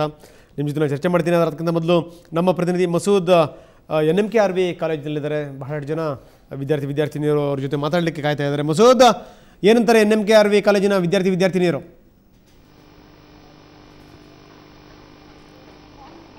ರಂಗನಾಥ್, ನಾನೀಗ ಬೆಂಗಳೂರಿನ ಜಯನಗರದಲ್ಲಿರುವಂತಹ NMKRV ಕಾಲೇಜಿನಲ್ಲಿದ್ದೀನಿ. ಇಲ್ಲಿ ವಿಶ್ವ ಹಿಂದೂ ಮಹಿಳಾ ಸಮ್ಮೇಳನ ನಡೀತಾ ಇದೆ. ಸಮ್ಮೇಳನ ಸ್ಟಾರ್ಟ್ ಮಾಡೋದನ್ನು ಮರೆತುಬಿಟ್ಟು ಇವ್ರು ಬಂದು ಮಾತಾಡ್ತಾ ಇದ್ದಾರೆ. ಅಂದ್ರೆ ಈ ಒಂದು ಘಟನೆ ಅಷ್ಟೊಂದು ಇವ್ರನ್ನೆಲ್ಲ ಕಲಕಿದೆ ಅಂತ ಹೇಳ್ಬೋದು. ನಮ್ಮ ಜೊತೆ ಒಂದಷ್ಟು ಜನ ವಿದ್ಯಾರ್ಥಿನಿಯರಿದ್ದಾರೆ, ಮಹಿಳಾ ವಕೀಲರಿದ್ದಾರೆ, ಮಹಿಳಾ ಸಂಘಟನೆಯವರಿದ್ದಾರೆ, ಉಪನ್ಯಾಸಕರಿದ್ದಾರೆ. ಎಲ್ಲರೂ ಮಾತಾಡ್ಸೋಣ. ಯಾವ ರೀತಿ ದೇಶದಲ್ಲಿ ಕಾನೂನು ರಚನೆ ಆಗಬೇಕು ಮತ್ತು ಮಹಿಳೆಗೆ ಪ್ರತಿ ಹಂತದಲ್ಲಿ ಯಾವ ರೀತಿ ರಕ್ಷಣೆ ಸಿಗಬೇಕು ಅನ್ನೋಂಥದ್ದು. ಮೊದಲನೇದಾಗಿ ವಿದ್ಯಾರ್ಥಿನಿಯರನ್ನ ಮಾತಾಡ್ತೇನೆ. ಮೇಡಮ್, ಈಗ ಆಗಿರೋ ಘಟನೆ ನಿಮ್ಗೆಲ್ಲರೂ ಗೊತ್ತಿರುವಂಥದ್ದೇ. ಈ ನಿಟ್ಟಿನಲ್ಲಿ ನೀವು ಏನು ಹೇಳಲಿಕ್ಕೆ ಬಯಸ್ತೀರಾ? ನಮ್ಮದು ಸಂಸ್ಕೃತಿ ಭರಿತವಾದಂತಹ ದೇಶ. ಇಂಥ ದೇಶದಲ್ಲಿರುವಂತಹ ಕಾಮುಕ ಕ್ರಿಮಿಗಳನ್ನ ಎಷ್ಟು ಕ್ರೂರವಾಗುತ್ತೋ ಅಷ್ಟು ಕ್ರೂರವಾಗಿ ಹಿಂಸೆ ಕೊಟ್ಟು ಅವ್ರನ್ನ ಈ ದೇಶದಿಂದ ನಾಶ ಮಾಡಬೇಕು. ಈ ದೇಶದಿಂದ ಅಂತಲ್ಲ, ಎಲ್ಲೆಲ್ಲಿ ಇಂತಹ ಕಾಮುಕ ಕ್ರಿಮಿಗಳಿದಾರೋ ಅಲ್ಲೆಲ್ಲ ಅವ್ರನ್ನ ನಾಶ ಮಾಡಬೇಕು.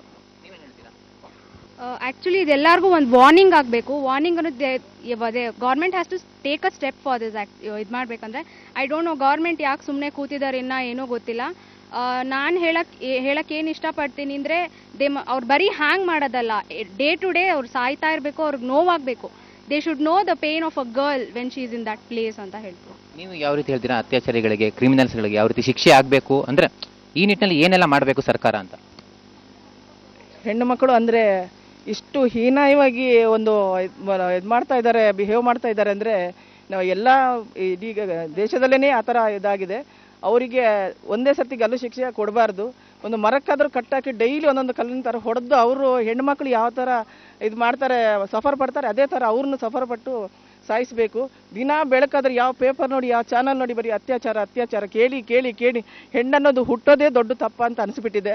ಇದು ಅಲ್ಲದೆ ಹೆಣ್ಣು ಭ್ರೂಣ ಹತ್ಯೆ, ಈ ಅತ್ಯಾಚಾರ ಅನ್ನೋದು ಹೆಣ್ಣು ಮಕ್ಕಳ ಮೇಲೆ ದೊಡ್ಡ ಸವಾರಿನೇ ಮಾಡ್ತಾ ಇದೆ ಅಂತ ಅನಿಸುತ್ತಾ ಇದೆ. ಇದಕ್ಕೆ ದೊಡ್ಡದಾಗಿ ಒಂದು ಯಾವುದೋ ಕಾನೂನು ತಂದು ದಯವಿಟ್ಟು ಹೆಣ್ಣು ಮಕ್ಕಳನ್ನ ರಕ್ಷಣೆಗೋಸ್ಕರ ಸರ್ಕಾರ ನ್ಯಾಯಾಲಯ ಎಲ್ಲ ಬದ್ಧವಾಗಿ ನಿಲ್ಲಬೇಕು ಅಂತ ದಯವಿಟ್ಟು ನಾನು ಕಳಕಳಿಯಿಂದ ಕೇಳ್ಕೊಳ್ತಾ ಇದ್ದೀನಿ. ರಂಗನಾಥ್, ಇಲ್ಲಿರುವಂತಹ ಮಹಿಳಾ ಸಮುದಾಯ ಒಂದೆರಡು ನಿಮಿಷ ಮೌನಾಚರಣೆ ಮಾಡ್ತಾರೆ. ಆದರೆ ಅದಕ್ಕೂ ಮುಂಚೆ ಒಬ್ಬರು ವಕೀಲರು ಇದ್ದಾರೆ, ಮಹಿಳಾ ವಕೀಲರು, ಅವ್ರು ಏನು ಹೇಳ್ತಾರೆ ಅದನ್ನು ಕೇಳಿಕೊಂಡು ಮೌನಾಚರಣೆ ತೋರಿಸ್ತೇವೆ. ಮೇಡಮ್, ಇದ್ರ ಬಗ್ಗೆ ಏನು ಹೇಳ್ತೀರಾ ಅಂತ, ಯಾವ ರೀತಿ ಕಾನೂನು ರಚನೆ ಆಗಬೇಕು ಈ ನಿಟ್ಟಿನಲ್ಲಿ ಅಂತ? ಈಗ ಪ್ರಸ್ತುತ ಇದು ತುಂಬ ಅನ್ಯಾಯ ಆಗಿದೆ. ಏನು ಪಬ್ಲಿಕ್ ಆಗಿ ಬಂದಿದೆ ಡೆಲ್ಲಿ ಇನ್ಸಿಡೆಂಟು, ಇದು ದೇಶದ ಆದ್ಯಂತ ಇಂಥದ್ದು ತುಂಬ ನಡೀತಾ ಇದೆ. ಆದುದರಿಂದ ನಾವು ಈಗ ಕಾನೂನು ಒಂದು ಸೆಪ್ರೇಟಾಗಿ ಈ ರೇಪ್ ವಿಷಯದಲ್ಲಿ ಒಂದು ಸೆಪ್ರೇಟಾಗಿ ಕಾನೂನು ತರಬೇಕಾಗುತ್ತೆ. ಯಾಕೆಂದರೆ what is required is deterrent. ಇನ್ನು ಮುಂದಕ್ಕೆ ಮಾಡಬಾರ್ದು, ಹೆದರಿಕೆ ಇರಬೇಕು, ಜನರಲ್ಲಿ ಒಂದು ಹೆದರಿಕೆ ಇರಬೇಕು. ಇಂಥದನ್ನು ಮಹಿಳೆಯರನ್ನು ಹೀಗೆ ಹೀನವಾಗಿ ಟ್ರೀಟ್ ಮಾಡೋವಂಥದ್ದು ನಿಲ್ಲಿಸಬೇಕು ಅಂತ ಕಾನೂನು ಸ್ಟ್ರಾಂಗ್ ಆಗಿರಬೇಕು. ಆದುದರಿಂದ ಈಗ ನಮ್ಮ ಕಾನೂನಲ್ಲಿ IPC 376 ಸೆಕ್ಷನಲ್ಲಿ ರೇಪ್ಗೆ ಪ್ರಾವಿಷನ್ ಮಾಡಿದ್ದಾರೆ. ಅದರಲ್ಲಿ ಪನಿಷ್ಮೆಂಟ್ ಏನು ಅಂತ ಹೇಳಿದ್ದಾರೆ. ಪನಿಷ್ಮೆಂಟ್ ಒಂದು 7 ವರ್ಷದಿಂದ ಲೈಫ್ ಇಂಪ್ರಿಸನ್ಮೆಂಟ್ ತನಕ, ಅದು ರಿಗರಸ್ ಆರ್ ಸಿಂಪಲ್ ಅಂತ ಕೊಟ್ಟಿದ್ದಾರೆ. ಆದರೆ ಇದು ಕೋರ್ಟಲ್ಲಿ ಹೋದಾಗ ತುಂಬ ವರ್ಷ ನಡೀತಾ ಇರುತ್ತೆ. ಅಷ್ಟವರೆಗೂ ಈ ಎವಿಡೆನ್ಸ್ ಎಲ್ಲ ವೈಪ್ ಔಟ್ ಇರುತ್ತೆ. ದುಡ್ಡಿಂದ ಇನ್ಫ್ಲುಯೆನ್ಸ್ ಮಾಡ್ತಾರೆ, ಬೇರೆ ಥರ ಇನ್ಫ್ಲುಯೆನ್ಸ್ ಎಲ್ಲ ಮಾಡಿ ಅದನ್ನ ಕಂಪ್ಲೀಟ್ ಡೈಲ್ಯೂಟ್ ಮಾಡಿ ಏನೂ ನ್ಯಾಯ ಸಿಕ್ಕದಾಗೆ ಮಾಡ್ತಾ ಇದ್ದಾರೆ. ಆದುದರಿಂದ ಒಂದು ಹೊಸ ಕಾನೂನನ್ನು ತಂದು ಅದರಲ್ಲಿ ಒಂದು ಈ ಕೇಸಸ್ಸು ಫಾಸ್ಟ್ ಟ್ರ್ಯಾಕ್ ಕೋರ್ಟ್ಸಲ್ಲಿ ನಡಿಬೇಕು, ಇಲ್ಲ ಆ ಕಾನೂನಲ್ಲೇ ಒಂದು 3 ತಿಂಗಳು ಒಳಗಡೆ ಈ ಕೇಸ್ ಡಿಸ್ಪೋಸ್ ಆಗಬೇಕು ಅಂತ ಒಂದು ಪ್ರಾವಿಷನ್ ನೀಡಬೇಕು. ಮತ್ತು ಈಗ ಕೊಟ್ಟಿರೋ ಕಾನೂನು ಸರಿಯಲ್ಲ, ಇನ್ನೂ ಜಾಸ್ತಿ ಪನಿಷ್ಮೆಂಟ್ ಬೇಕು, ಕ್ಯಾಪಿಟಲ್ ಪನಿಷ್ಮೆಂಟ್ ಬೇಕು. ಮತ್ತು ಪಬ್ಲಿಕ್ಕಲ್ಲಿ ಈ ಪನಿಷ್ಮೆಂಟು ಪಬ್ಲಿಕ್ಕಲ್ಲಿ ಗೊತ್ತಾಗಬೇಕು, ಇಂಥವನು ಇಂಥ ಕಾಸ್ಗೆ ಪನಿಷ್ಮೆಂಟ್ ಆಗ್ತಾ ಇದೆ ಅಂತ ಆ ಪನಿಷ್ಮೆಂಟ್ ಇರಬೇಕು. ಮತ್ತು ಪೊಲೀಸ್ನವರು ಕೂಡ. ರಂಗನಾಥ್, ಇದು ಇಲ್ಲಿ ಮಹಿಳಾ ಸಮುದಾಯದ ಇದೆಲ್ಲ ಅಭಿಪ್ರಾಯಗಳು. ಈಗ ಇವರು 1-2 ನಿಮಿಷ ಮೌನಾಚರಣೆ ಮಾಡ್ತಾರೆ. ಇದನ್ನ ಅದೇ ರೀತಿ ಲೈವಲ್ಲಿ ತೋರಿಸ್ತಾ ಇದ್ದಾವೆ. ಮೌನಾಚರಣೆ ಆರಂಭ ಮಾಡಿದ್ದಾರೆ ಇವರು. ಓಕೆ, ಸೊ ಇಲ್ಲಿನ ಮಹಿಳೆಯರು ಮಾಡ್ತಾ ಇದ್ದಾರೆ. ಇದೆಲ್ಲದರ ಜೊತೆಗೆ ಬೇರೆ ಬೇರೆ ಭಾಗದಿಂದ ಪ್ರತಿಭಟನೆಗಳು ಕೂಡ ವ್ಯಕ್ತ ಆಗ್ತಾ ಇದೆ. ಜನ ಟ್ವಿಟರ್ ಮುಖಾಂತರ ಕೂಡ ತಮ್ಮ ಅನಿಸಿಕೆ ಅಭಿಪ್ರಾಯಗಳನ್ನು, ಆಕ್ರೋಶವನ್ನು ವ್ಯಕ್ತಪಡಿಸ್ತಾ ಇದ್ದಾರೆ. ಬೇರೆ ಬೇರೆ ನಾಯಕರು ಕೂಡ ಈ ನಿಟ್ಟಿನಲ್ಲಿ ತಮ್ಮ ಅನಿಸಿಕೆ ಅಭಿಪ್ರಾಯಗಳನ್ನು, ಆಕ್ರೋಶವನ್ನು ವ್ಯಕ್ತಪಡಿಸ್ತಾ ಇದ್ದಾರೆ. ನಾವು ನೋಡ್ತಾ ಇದ್ವಿ, ಇಲ್ಲಿನ ಮಹಿಳೆಯರು ಮೌನಾಚರಣೆಯನ್ನು ಮಾಡ್ತಾ ಇದ್ದಾರೆ. ಏನು ಆ ಯುವತಿ ಸಾವನ್ನಪ್ಪಿದ್ದಾರೆ, ಅವರ ಆತ್ಮಕ್ಕೆ ಶಾಂತಿಯನ್ನು ಕೋರ್ತಾ ಇದ್ದಾರೆ. ಬರೀ ನಮ್ಮ ಸ್ಟುಡಿಯೋದಲ್ಲಿದ್ದಾರೆ ಮಂಜುಳಾ ಅವರು. ಮಂಜುಳಾ, ಮಹಿಳಾ ಆಯೋಗದ ಅಧ್ಯಕ್ಷೆ ಮಂಜುಳಾ ಮೇಡಮ್, ಕಾರ್ಯಕ್ರಮಕ್ಕೆ ತಮಗೆ ಮತ್ತೊಮ್ಮೆ ಸ್ವಾಗತ. ಸೊ ಒಟ್ಟಾರೆ ಘಟನೆ ಬಗ್ಗೆ ಏನಂತಿರ್ತಾವೆ? ಬಹುಶಃ ನಿರಂತರವಾಗಿ ಇಡೀ ರಾಜ್ಯದ ಮತ್ತು ದೇಶದ ಹೆಣ್ಣು ಮಕ್ಕಳ ಮನಸ್ಸನ್ನು ಕಲಕೆ ಹಾಕಿದಂಥ ಘಟನೆಗಳು ಇದು ನಡೆದಿದೆ. ಇದು ಮೊದಲನೇದಾಗಿ ಆ ಮಗುವಿಗೆ ಮತ್ತು ಇಡೀ ಕುಟುಂಬಕ್ಕೆ ಒಂದು ಸಾಂತ್ವನ ಮೊದಲು ಸಿಗಬೇಕು. ಅವಳ ಆತ್ಮಕ್ಕೆ ಕರ್ನಾಟಕ ರಾಜ್ಯ ಮಹಿಳಾ ಆಯೋಗದ ಅಧ್ಯಕ್ಷೆಯಾಗಿ ರಾಜ್ಯದ ಎಲ್ಲ ಮಹಿಳೆಯರ ಪರವಾಗಿ ನಾನು ಒಂದು ಶ್ರದ್ಧಾಂಜಲಿಯನ್ನು ಸಲ್ಲಿಸ್ತಾ ಅವಳ ಆತ್ಮಶಾಂತಿಯನ್ನು ನಾನು ಕೋರೋದಕ್ಕೆ ಇಷ್ಟಪಡ್ತಾ ಇದ್ದೀನಿ. ಮತ್ತು ಅಷ್ಟೇ ಅಲ್ಲ, ಇದು ಯಾರು ಈ ದೇಶವನ್ನು ಆಳೋರು ಅಂಥೇಳಿ ಓಡಾಟ ಮಾಡಿಕೊಂಡು ಇದ್ದಾರೆ, ಅವರ ಮುಖಗಳಿಗೆ ಇದು ಇವತ್ತು ತಲೆ ಎತ್ಕೊಂಡು ಓಡಾಡಬಾರ್ದು. ಯಾವ ದೇಶದ ರಾಜಧಾನಿನಲ್ಲಿ ಸುಭದ್ರತೆಯನ್ನು ಸುರಕ್ಷತೆಯನ್ನು ಕೊಟ್ಟು ಧೈರ್ಯ ತುಂಬಬೇಕಿತ್ತು. ಅಂಥ ದೇಶದ ರಾಜಧಾನಿನಲ್ಲಿ ಈ ರೀತಿಯ ದುರ್ಘಟನೆ ನಡೆಯೋದಕ್ಕೆ ನಾವೆಲ್ಲ ಸಾಕ್ಷಿಯಾಗಿದ್ದೀವಿ ಅಂಥೇಳಿ ಇವತ್ತು ಮನೆಯಿಂದ ಯಾರು ಹೊರಗೆ ಬರಬಾರ್ದು. ಅವರು ಯಾರು ಇವತ್ತು ಪಾರ್ಲಿಮೆಂಟನ್ನು ಪ್ರತಿನಿಧಿಸ್ತಾ ಇದ್ದಾರೆ ಅವರು ಇಡೀ ಹೋರಾಟವನ್ನು ಕರ್ಬ್ ಮಾಡುವಂಥ ಪ್ಲ್ಯಾನನ್ನು ಮಾಡ್ತಾ ಇದ್ದಾರೆ ಹೊರತು ಇದಕ್ಕೆ ಗಂಭೀರವಾಗಿರುವಂಥ ಕಾನೂನು ಕ್ರಮವನ್ನು ವಾರಗಟ್ಟಲೆ ಆದರೂ ತಗೊಳ್ಳೋದಕ್ಕೆ ಸಿದ್ಧ ಇರಲಿಲ್ಲ. ಆಗಲಿ ಇದು ಒಂದು ಕಾರಣಕ್ಕಾಗಿ ಇಂಥ ಒಂದು ಹೋರಾಟ ಎದ್ದಿದೆ. ಈಗಲಾದರೂ ಇಲ್ಲಿವರೆಗೂ ನಿಷ್ಕ್ರಿಯವಾಗಿದ್ದಂಥ ಈ ವ್ಯವಸ್ಥೆ, ಸತ್ತು ಹೋಗಿದ್ದಂಥ ಈ ವ್ಯವಸ್ಥೆ ಈಗಲಾದರೂ ಈ ಸಾಮಾಜಿಕ ತಲ್ಲಣಗಳು, ಈ ಸಾಮಾಜಿಕ ಕ್ರೌರ್ಯದ ಬಗ್ಗೆ ದಿನನಿತ್ಯ ಕೆಲಸ ಮಾಡಲಿ.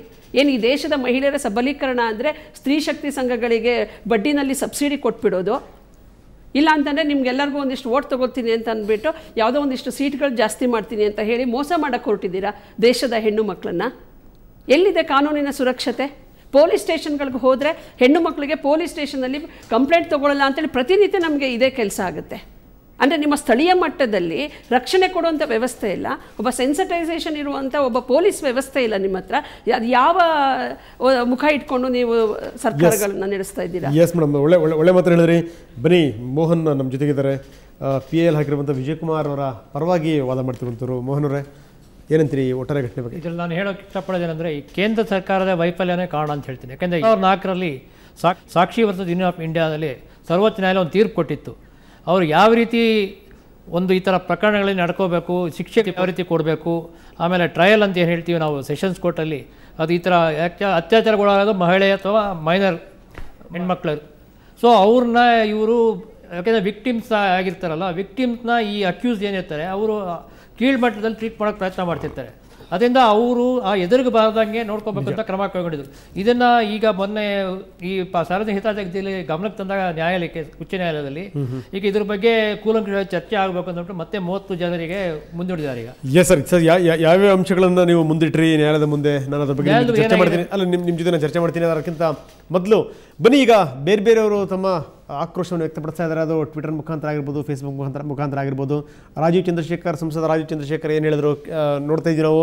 ನಿನ್ನ ಸಾವನ್ನು ಜನ ಮತ್ತು ಸರ್ಕಾರ ಮರೀಲಿಕ್ಕೆ ನಾವು ಬಿಡೋದಿಲ್ಲ, ಇದನ್ನು ಯಾವಾಗಲೂ ಕೂಡ ಜೀವಂತವಾಗಿರ್ತೀವಿ. ಅಷ್ಟೇ ಅಲ್ಲ, ಈ ಅವ್ಯವಸ್ಥೆಯ ಬಗ್ಗೆ ಹೋರಾಡ್ತೀವಿ. ನಿನ್ನ ಸಾವನ್ನು ನಾವು ವ್ಯರ್ಥವಾಗಲಿಕ್ಕೂ ಕೂಡ ಬಿಡೋದಿಲ್ಲ, ನಿರ್ಲಕ್ಷ್ಯಕ್ಕೂ ಕೂಡ ಅವಕಾಶ ಕೊಡಲ್ಲ ಅನ್ನುವಂಥ ಮಾತನ್ನು ಸಂಸದ ರಾಜೀವ್ ಚಂದ್ರಶೇಖರ್ ಹೇಳಿದ್ದಾರೆ. ಕಠಿಣ ಕಾನೂನು ಜಾರಿಯಾಗೋವರೆಗೂ ನಿನಗೋಸ್ಕರ ನಾವು ಹೋರಾಡ್ತೀವಿ ಅನ್ನುವಂಥ ವಾಗ್ದಾನವನ್ನು ಕೂಡ ಸಂಸದ ರಾಜೀವ್ ಚಂದ್ರಶೇಖರ್ ಕೊಟ್ಟಿರುವಂಥದ್ದು. ಇನ್ನು ಚಿತ್ರನಟ ಮಾಧವನ್ ಹೇಳಿರೋದನ್ನು ನಾವು ನೋಡ್ತಾ ಇದ್ದೀವಿ. ಯುವತಿಯನ್ನು ವಿಶೇಷ ಚಿಕಿತ್ಸೆಗಾಗಿ ಸಿಂಗಾಪುರ್ಗೆ ಕಳಿಸಿದ್ರಿ ನೀವು, ಬಹಳ ಸಂತೋಷ. ಯುವತಿಯನ್ನು ನೀವು ಸಿಂಗಾಪುರಿಗೆ ಕಳಿಸೋದಾದರೆ ಅತ್ಯಾಚಾರಿಗಳನ್ನು ವಿಶೇಷ ಶಿಕ್ಷೆಗೆ ಸೌದಿ ಅರೇಬಿಯಾಕ್ಕೆ ಕಳಿಸಿ ಅಂತ ಮಾಧವನ್ ಹೇಳಿದ್ದಾರೆ. ಇದೇ ಮಾತನ್ನು ನಮ್ಮ ಶ್ಯಾಮ್ ಸುಂದರ್ ಕೂಡ ಏನು ಸ್ವಲ್ಪ ಹೊತ್ತಿನ ಮೊದಲು ಹೇಳಿದರು. ಸೊ ತಾಲಿಬಾನ್ನವ್ರಿಗೆ ಕೊಡಬೇಕು ಅವ್ರನ್ನ ಅಂತೇಳಿ ಅಂತ. ಸೊ ಅತ್ಯಾಚಾರಿಗಳನ್ನು ವಿಶೇಷ ಶಿಕ್ಷೆಗೆ ಸೌದಿ ಅರೇಬಿಯಾಕ್ಕೆ ಕಳಿಸಿ ಅಂತ. ಸೌದಿ ಅರೇಬಿಯಾದಲ್ಲಿ ಕಲ್ಲು ತಗೊಂಡು ಹೊಡೆದು ಜನ ಸಾಯಿಸ್ತಾರೆ ಅತ್ಯಾಚಾರಿಗಳನ್ನು, ಹೀಗಾಗಿ ಸೌದಿ ಅರೇಬಿಯಾಕ್ಕೆ ರವಾನೆ ಮಾಡಿ ಅಂತ ಹೇಳಿದ್ದಾರೆ ಮಾಧವನ್. ನರೇಂದ್ರ ಮೋದಿ ಹೇಳಿರೋದನ್ನು ನೋಡ್ತಾ ಇದ್ದೀವಿ. ಗುಜರಾತ್ CM, ನನಗೆ ಬಹಳ ದುಃಖ ಆಗ್ತಾ ಇದೆ. ಈ ಆಗಿರುವಂಥ ಅನ್ಯಾಯವನ್ನು, ದುಃಖವನ್ನು ತಡ್ಕೊಳ್ಳಿಕ್ಕೆ ದೇವರು ಅವರ ಕುಟುಂಬಕ್ಕೆ ಶಕ್ತಿಯನ್ನು ನೀಡಬೇಕು ಅಂತ ಪ್ರಾರ್ಥನೆ ಮಾಡ್ತಾರೆ ಗುಜರಾತ್ CM ನರೇಂದ್ರ ಮೋದಿ. ಅತ್ಯಾಚಾರಿಗಳಿಗೆ ಕಠಿಣ ಶಿಕ್ಷೆ ಆಗಲೇಬೇಕು ಅಂತ ನರೇಂದ್ರ ಮೋದಿ ಪ್ರತಿಪಾದಿಸ್ತಾರೆ. ಅಮಿತಾಬ್ ಬಚ್ಚನ್ ಹೇಳಿರುವಂಥ ಮಾತು ನಿಜಕ್ಕೂ ಗಮನ ಸೆಳೆಯುವಂಥ ಮಾತಿದು. ನೀನು ಯಾರೋ ನಮಗೆ ಗೊತ್ತಿಲ್ಲ, ನಿನ್ನ ಹೆಸರು ಕೂಡ ನಮಗೆ ತಿಳಿದಿಲ್ಲ. ನೀನು ಯಾರೋ ನಮಗೆ ಗೊತ್ತಿಲ್ಲ, ನಿನ್ನ ಹೆಸರು ಕೂಡ ನಮಗೆ ತಿಳಿದಿಲ್ಲ, ಆದರೆ ನೀನು ನಮ್ಮೊಳಗೊಬ್ಬಳು. ನೀನು ಅನುಭವಿಸಿದಂಥ ಯಾತನೆ ಏನಿದೆ ಅದು ಊಹೆಗೂ ನಿಲುಕದ್ದು ಅಂತಾರೆ ಅಮಿತಾಬ್ ಬಚ್ಚನ್. ನಿನ್ನ ಆತ್ಮಕ್ಕೆ ಶಾಂತಿ ಇರಲಿ ಅನ್ನುವಂಥ ಮಾತನ್ನು ಕೂಡ ಹೇಳಿದ್ದಾರೆ ಮೇರು ನಟ. ಸೊ ಒಬ್ಬ ಹೆಸರು ಹೇಳಿದಿರುವಂಥ ಒಬ್ಬ ಯುವತಿ ಹೇಳಿರುವಂಥ ಮಾತು ನಿಜಕ್ಕೂ ಗಮನ ಸೆಳೆಯುವಂಥದ್ದು. ಆಕೆ ಸತ್ತಿಲ್ಲ, ಆದರೆ ಅತ್ಯಾಚಾರವೇ ನಡೆಯದಂಥ ಬೇರೊಂದು ಜಗತ್ತಿಗೆ ಆಕೆ ಸಾಗಿದ್ದಾಳೆ ಅನ್ನುವಂಥ ಮಾತನ್ನು ಆ್ಯಂಗ್ರಿ ಬಾಂಬೆ ಗರ್ಲ್ ಅನ್ನೋ ಹೆಸರಿನಲ್ಲಿ ಟ್ವೀಟ್ ಮಾಡಿರುವಂಥವ್ರು. ವಿಜಯ್ ಮಲ್ಯ ಕೂಡ ಈ ಘಟನೆಯನ್ನು ಖಂಡಿಸಿದ್ದಾರೆ. ಸರ್ಕಾರ ಯೋಜನೆಗಳಿಗೋಸ್ಕರ ಸಾವಿರಾರು ಕೋಟಿಯನ್ನು ಖರ್ಚು ಮಾಡ್ತಾ ಇದೆ, ಆದರೆ ಇಂಥ ಅವ್ಯವಸ್ಥೆ ಏನಿದೆ ಅದನ್ನು ಸರಿಪಡಿಸಬೇಕು. ನಮ್ಮಲ್ಯಾಕೆ ಸೂಪರ್ ಸ್ಪೆಷಾಲಿಟಿ ಆರೋಗ್ಯ ಸೇವೆಗಳು ಇಲ್ಲ ಅನ್ನುವಂಥ ಪ್ರಶ್ನೆಯನ್ನು ಹಾಕಿದ್ದಾರೆ. ಇದು ಸೂಪರ್ ಸ್ಪೆಷಾಲಿಟಿ ಆರೋಗ್ಯ ಕೇಂದ್ರಗಳಿಗೆ ಕಳಿಸಬೇಕು ಅನ್ನೋ ಒಂದು ಉದ್ದೇಶದಿಂದ ಕಳಿಸಿರೋದಲ್ಲ ಸ್ವಾಮಿ. ಅದು ಎಂಥ ದಡ್ಡರಿಗೂ ಕೂಡ ಅರ್ಥವಾಗುತ್ತೆ. ಒಂದಷ್ಟು ಆಕ್ರೋಶಗಳೇನಿತ್ತು, ಒಂದಿಷ್ಟು ಬೇಸರಗಳೇನಿತ್ತು, ಅದನ್ನು ಒಂದಿಷ್ಟು ಬೇರೆ ಕಡೆಗೆ ಸ್ಥಳಾಂತರಿಸಬೇಕಾಗಿತ್ತು. ಯಾಕಂದರೆ ಒಂದಿಷ್ಟು ಮುಖ ಉಳಿಸ್ಕೋಬೇಕಾಗಿತ್ತು. ಅದಕ್ಕೋಸ್ಕರ ನಾವು ಇಲ್ಲ ಸಲ್ಲದ ಪ್ರಯತ್ನ ಮಾಡ್ತಾ ಇದ್ದೀವಿ ಅಂತ ಕೇಂದ್ರ ತೋರಿಸ್ಕೋಬೇಕಾಗಿತ್ತು. ಅದಕ್ಕೋಸ್ಕರ ಕೊನೆಯ ಕ್ಷಣಗಳಲ್ಲಿ ಇನ್ನೇನು ಸಾವಿನ ಅಂಚಿಗೆ ತಲುಪದಂಥ ಹುಡುಗಿನ ನೇರವಾಗಿ ಅವರು ಮೌಂಟ್ ಎಲಿಜಬೆತ್ ಆಸ್ಪತ್ರೆ ಕಳಿಸಿದ್ದು, ಸಿಂಗಾಪುರ್ ಕಳಿಸಿದ್ದು ಉದ್ದೇಶ ಬಹುಶಃ ನಮ್ಮಲ್ಲಿ ಆ ವ್ಯವಸ್ಥೆ ಇಲ್ಲ ಅಂತಲ್ಲ, ಮುಖ ಉಳಿಸ್ಕೊಳ್ಳೋಕ್ಕೋಸ್ಕರ ಕೇಂದ್ರದವರು ಮಾಡಿರುವಂಥದ್ದು. ಶ್ರೇಯಾ ಘೋಷಾಲ್ ಕೂಡ ಈ ಘಟನೆ ಖಂಡಿಸ್ತಾರೆ. ಮೊದಲ ಬಾರಿಗೆ ಅತ್ಯಾಚಾರ ಪ್ರಕರಣವೊಂದು ಇಡೀ ದೇಶವನ್ನು ಬಡಿದೆಬ್ಬಿಸಿದೆ ಅನ್ನುವಂಥದ್ದು ನಿಜ. ಯಾಕಂದರೆ ದೆಹಲಿನಲ್ಲಿ ಎಷ್ಟು ಜನ ಬೀದಿಗಳು ಹೋರಾಟ ಮಾಡಿದ್ರು ನಾವು ನೋಡ್ತೀವಿ. ಅತ್ಯಾಚಾರಗಳಿಗೆ ಕಠಿಣ ಶಿಕ್ಷೆ ಜಾರಿ ಆಗಲೇಬೇಕು ಅಂತ ಒತ್ತಾಯಿಸ್ತಾರೆ ಶ್ರೇಯಾ ಘೋಷಾಲ್. ಅತ್ಯಾಚಾರದ ವಿರುದ್ಧದ ಹೋರಾಟಕ್ಕೆ ಜಯವಾಗಲಿ ಅಂತ ಕೂಡ ಹಾರೈಸಿದ್ದಾರೆ.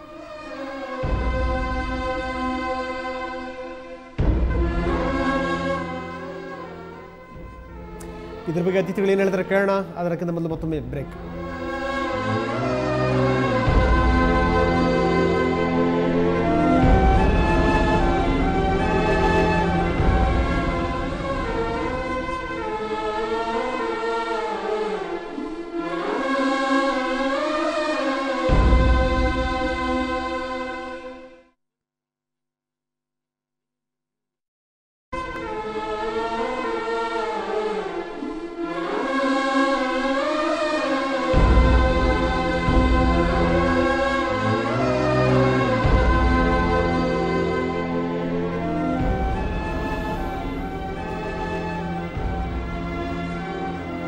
ಫಲಿಸಲಿಲ್ಲ ಪ್ರಾರ್ಥನೆ ವಿಶೇಷ ಕಾರ್ಯಕ್ರಮಕ್ಕೆ ಮತ್ತೊಮ್ಮೆ ತಮಗೆಲ್ಲ ಸ್ವಾಗತ. ಇಲ್ಲಿ ತನಕ ಸಾಕಷ್ಟು ನಾವು ಚರ್ಚೆ ಮಾಡಿದ್ದೀವಿ. ನಮ್ಮ ಜೊತೆಗೆ ಗಣ್ಯ ಅತಿಥಿಗಳು ಕೂಡ ಇದ್ದಾರೆ. ಅವರ ಅನಿಸಿಕೆ ಅಭಿಪ್ರಾಯಗಳನ್ನು ಕೂಡ ಕೇಳ್ತಾ ಇದ್ದೀವಿ. ಇನ್ನೊಂದು ಸ್ವಲ್ಪ ಹೊತ್ತಿಗೆ ಚಿತ್ರತಂಡ ಕೂಡ ಬರ್ತಾ ಇದೆ. ಅಂದರೆ ಕಲಾವಿದರು, ತಂತ್ರಜ್ಞರು ಕೂಡ ಬಂದು ಮಾತಾಡ್ತಾ ಇದ್ದಾರೆ. 1 ಗಂಟೆ ಸುಮಾರಿಗೆ ಅವರು ಸ್ಟುಡಿಯೋಕ್ಕೆ ಬಂದು ಮಾತಾಡ್ತಾರೆ. ಇದ್ರ ಬಗ್ಗೆ ಅನಿಸಿಕೆ ಅಭಿಪ್ರಾಯಗಳನ್ನ, ಯಾಕಂದರೆ ಸಿನಿಮಾ ರಂಗದವರಿಗೂ ಕೂಡ ಜವಾಬ್ದಾರಿಗಳಿದೆ. ಸೊ ಈ ನಿಟ್ಟಿನಲ್ಲಿ ಅವ್ರು ಏನು ಹೇಳ್ತಾರೆ ಅದು ಕೂಡ ಬಹಳ ಕುತೂಹಲದ ವಿಚಾರಣೆ. ಯಾಕಂದರೆ ಅವ್ರು ಕೊಡುವಂಥ ಸಂದೇಶ ಜನಸಾಮಾನ್ಯರಿಗೆ ಮುಟ್ಬೋದು ಅನ್ನುವಂಥದ್ದು. ನಮ್ಮ ಸ್ಟುಡಿಯೋದಲ್ಲಿ ಗಣ್ಯರಿದ್ದಾರೆ, ಅವರ ಅನಿಸಿಕೆ ಅಭಿಪ್ರಾಯಗಳನ್ನು ಕೂಡ ನಾನು ಕೇಳ್ತೀನಿ. ಅದಕ್ಕಿಂತ ಮೊದಲು ಹೆಡ್ಲೈನ್ಸ್ ನೋಡೋಣ. ದೆಹಲಿಯಲ್ಲಿ ಗ್ಯಾಂಗ್ ರೇಪ್ಗೊಳಗಾದ ಯುವತಿ ಸಾವು, ಚಿಕಿತ್ಸೆ ಫಲಕಾರಿಯಾಗದೆ ಕೊನೆಯುಸಿರು. ಸಿಂಗಾಪುರದ ಎಲಿಜಬೆತ್ ಆಸ್ಪತ್ರೆ ಸ್ಪಷ್ಟನೆ. ಬಹುಅಂಗಾಂಗಗಳ ವೈಫಲ್ಯದ ಹಿನ್ನೆಲೆ ಚಿಕಿತ್ಸೆ ಫಲಕಾರಿಯಾಗದೆ ಯುವತಿ ಸಾವು, ಇಂದು ಸಂಜೆ ಭಾರತಕ್ಕೆ ಮೃತದೇಹದ ಹಸ್ತಾಂತರ. ಯುವತಿ ಸಾವಿಗೆ ಪ್ರಧಾನಿ ಸಂತಾಪ, ಅತ್ಯಾಚಾರಿಗಳ ವಿರುದ್ಧ ಕಟ್ಟುನಿಟ್ಟಿನ ಕ್ರಮ, ಪ್ರಧಾನಿ ಮನಮೋಹನ್ ಸಿಂಗ್ ಭರವಸೆ.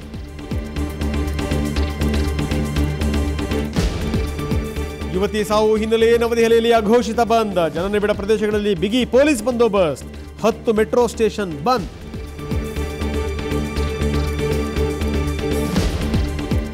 ಯುವತಿ ಸಾವಿಗೆ ದೇಶಾದ್ಯಂತ ಶ್ರದ್ಧಾಂಜಲಿ, ಕಬ್ಬನ್ ಪಾರ್ಕ್ನಲ್ಲಿ ವಿದ್ಯಾರ್ಥಿಗಳಿಂದ ಕ್ಯಾಂಡಲ್ ಹಿಡಿದು ಶೋಕಾಚರಣೆ, ಕಂಬನಿ ಮಿಡಿದರು ವಿದ್ಯಾರ್ಥಿಗಳು.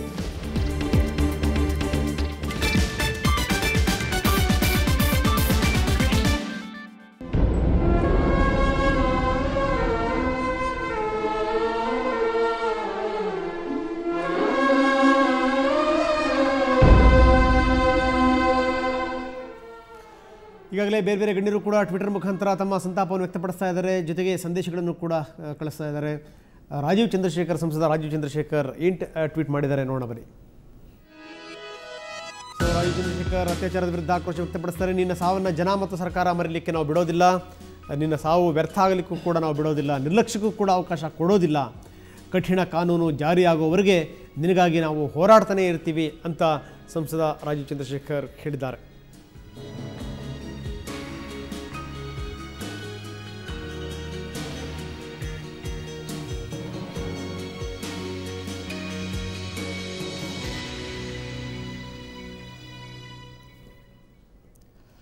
ಸೊ ಇದು ರಾಜೀವ್ ಚಂದ್ರಶೇಖರ್ದು. ಜೊತೆಗೆ ಬೇರೆ ಬೇರೆ ಗಣ್ಯರು ಕೂಡ ಬೇರೆ ಬೇರೆ ರೀತಿಯಲ್ಲಿ ಟ್ವೀಟ್ ಮಾಡಿದ್ದಾರೆ. ನರೇಂದ್ರ ಮೋದಿಯವರಾಗಿರ್ಬೋದು, ಅಮಿತಾಬ್ ಬಚ್ಚನ್ ಆಗಿರ್ಬೋದು. ಸೊ ಈ ರೀತಿ ಚಲನಚಿತ್ರ ನಟ ನಟಿಯರು ಕೂಡ ಟ್ವೀಟ್ ಮಾಡಿರುವಂಥದ್ದು, ತಮ್ಮ ಅನಿಸಿಕೆ ಅಭಿಪ್ರಾಯಗಳನ್ನು ವ್ಯಕ್ತಪಡಿಸಿದ್ದಾರೆ.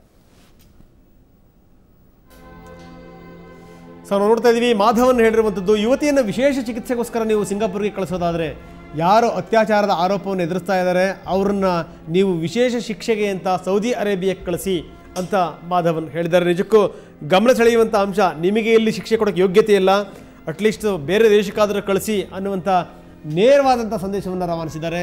ಜೊತೆಗೆ ಬಿಪಾಶಾ ಬಸು ಅವರ ಟ್ವಿಟರ್ನ ನೋಡ್ತಾ ಇದ್ದೀವಿ ನಾವು, ಮನಸ್ಸಿಗೆ ಬಹಳ ನೋವಾಗ್ತಾ ಇದೆ ಅಂತಾರೆ ಬಿಪಾಶಾ ಬಸು. ಬೆಳಗ್ಗೆ ಎದ್ದಾಗಿನಿಂದಲೂ ಕೂಡ ನನ್ನ ಮನಸ್ಸಿಗೆ ನೆಮ್ಮದಿ ಇಲ್ಲ, ಮನಸ್ಸು ಒಂದು ಥರ ಕಸಿವಿಸಿಗೊಳಗಾಗ್ತಾ ಇದೆ, ಮನಸ್ಸಿಗೆ ಬಹಳ ಬೇಸರವಾಗಿದೆ ಅಂತಾರೆ ಬಿಪಾಶಾ. ಮಹೇಶ್ ಭಟ್ ಕರೆ ಕೊಟ್ಟಿದ್ದಾರೆ. ಮಹಿಳೆಯರೇ, ಇದು ಹೋರಾಡಬೇಕಾದಂಥ ಸಮಯ, ಇಂಥ ಸಂದರ್ಭದಲ್ಲಿ ನೀವು ಸುಮ್ಮನಿರಬೇಡಿ ಅಂತ ಕರೆ ಕೊಟ್ಟಿರುವಂಥವ್ರು ಮಹೇಶ್ ಭಟ್, ಖ್ಯಾತ ಚಿತ್ರ ನಿರ್ದೇಶಕ, ನಿರ್ಮಾಪಕ. ನೀವೀಗಲೂ ಹೋರಾಡದಿದ್ರೆ ನಿಮ್ಮ ರಕ್ಷಣೆ ಅಸಾಧ್ಯ. ನೀವು ನಮ್ಮನ್ನು ಯಾರೋ ರಕ್ಷಿಸ್ತಾರೆ ಅಂತ ಕುತ್ಕೋಬೇಡಿ, ಇದು ಹೋರಾಡುವಂಥ ಸಮಯ ಅಂತ ಕರೆ ಕೊಟ್ಟಿದ್ದಾರೆ ಮಹೇಶ್ ಭಟ್.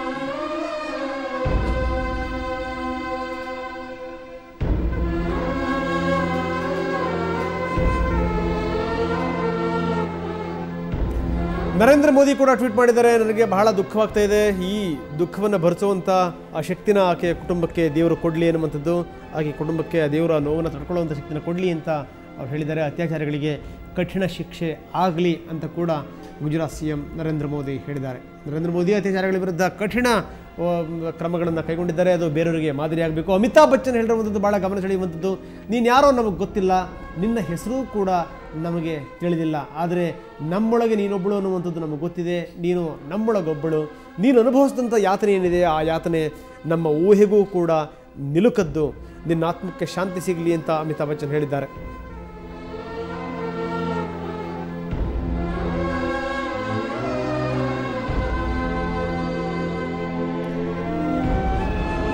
ಮುಂಬೈನ ಹುಡುಗಿಯೊಬ್ಬಳು ಪ್ರತಿಕ್ರಿಯೆ ನೀಡಿರುವಂಥದ್ದು, ಆಕೆ ಸತ್ತಿಲ್ಲ, ಅತ್ಯಾಚಾರವೇ ನಡೆಯದ ಬೇರೊಂದು ಜಗತ್ತಿಗೆ ಸಾಗಿದ್ದಾಳೆ ಅಂತ ಅವರು ಟ್ವೀಟ್ ಮಾಡಿದ್ದಾರೆ.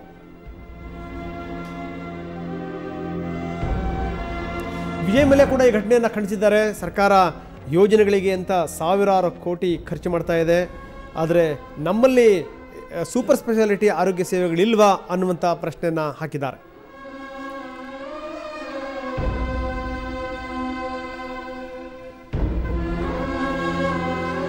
ಶ್ರೇಯಾ ಘೋಷಾಲ್ ಕೂಡ ಇದಕ್ಕೆ ಸಂಬಂಧಪಟ್ಟ ಪ್ರತಿಕ್ರಿಯಿಸಿದ್ದಾರೆ. ಮೊದಲ ಬಾರಿಗೆ ಅತ್ಯಾಚಾರ ಪ್ರಕರಣ ಅನ್ನುವಂಥದ್ದು ದೇಶವನ್ನು ಈ ಪರಿ ಬಡಿದೆಬ್ಬಿಸಿರುವಂಥದ್ದು, ಬಹುಶಃ ಹಿಂದೆಂದೂ ಕೂಡ ಇಂಥ ಒಂದು ಘಟನೆ ಆಗಿರಲಿಲ್ಲ. ಅತ್ಯಾಚಾರಿಗಳಿಗೆ ಕಠಿಣ ಶಿಕ್ಷೆ ಜಾರಿಯಾಗಬೇಕು ಅಂತ ಪ್ರತಿಪಾದಿಸ್ತಾರೆ ಶ್ರೇಯಾ ಘೋಷಾಲ್.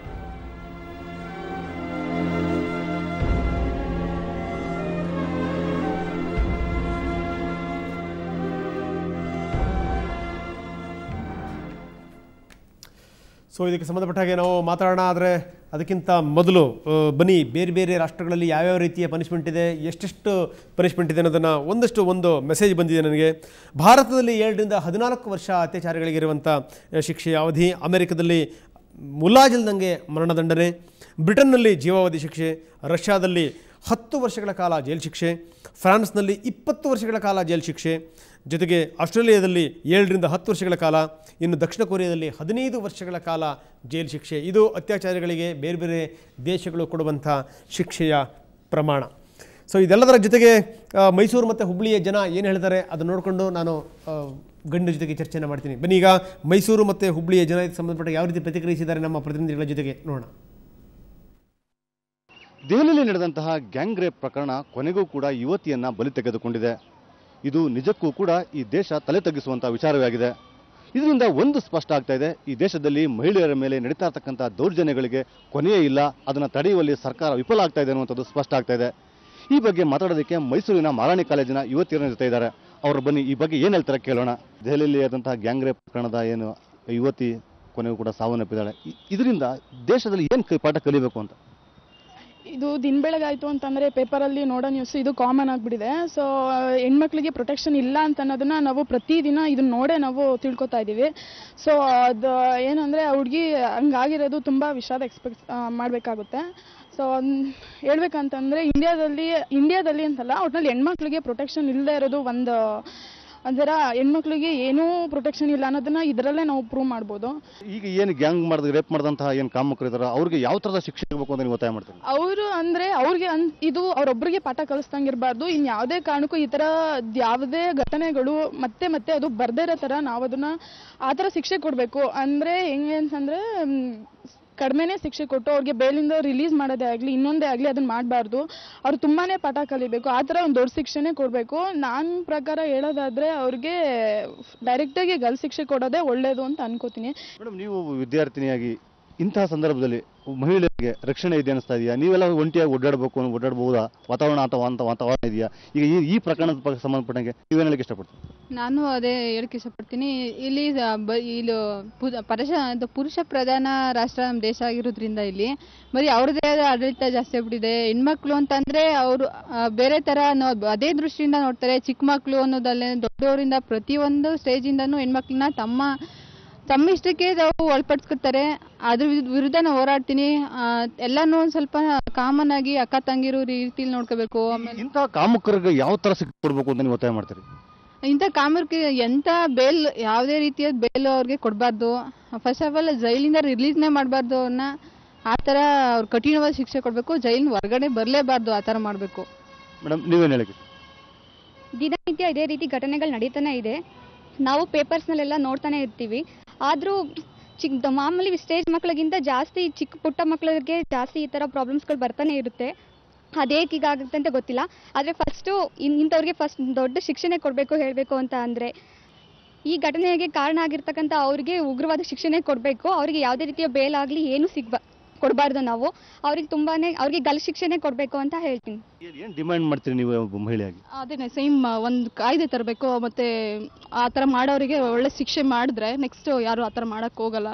ಸೊ ಪ್ರತಿದಿನ ಇದ್ದೇ ಇರುತ್ತೆ. ಹೆಣ್ಮಕ್ಳಿಗೆ ಅಂದರೆ ಪ್ರಾಬ್ಲಮ್ಸ್ ಗ್ಯಾರಂಟಿ ಇದ್ದೇ ಇರುತ್ತೆ. ಸೊ ಡೆಫಿನೆಟಾಗಿ ಯಾವ್ದಾರ ಒಂದು ಕಾಯ್ದೆ ತರಬೇಕು, ರೂಲ್ಸ್ ಎನ್ಯಾಕ್ಟ್ ಮಾಡಬೇಕು ಅಂತ ನನ್ನ. ಮೇಡಮ್, ನೀವೇನು ಹೇಳ್ತೀರಿ ಈ ಬಗ್ಗೆ? India is a developing country ಮತ್ತು ಡೆಮೋಕ್ರೆಟಿಕ್ ಕಂಟ್ರಿ ಆಗಿರೋದ್ರಿಂದ ಇಂಥ ದೇಶದಲ್ಲಿ ಹೆಣ್ಮಕ್ಳಿಗೆ ಪ್ರೊಟೆಕ್ಷನ್ ಇಲ್ಲ ಅಂತ ಹೇಳಿದ್ರೆ ತುಂಬ ಫೀಲ್ ಆಗುತ್ತೆ. ಹೆಣ್ಮಕ್ಳಿಗೆ ಇಡೀ ದೇಶದಲ್ಲೇ ಆಗಲಿ ಎಲ್ಲ ಕಡೆನೂ ಪ್ರೊಟೆಕ್ಷನ್ ಇರಬೇಕು.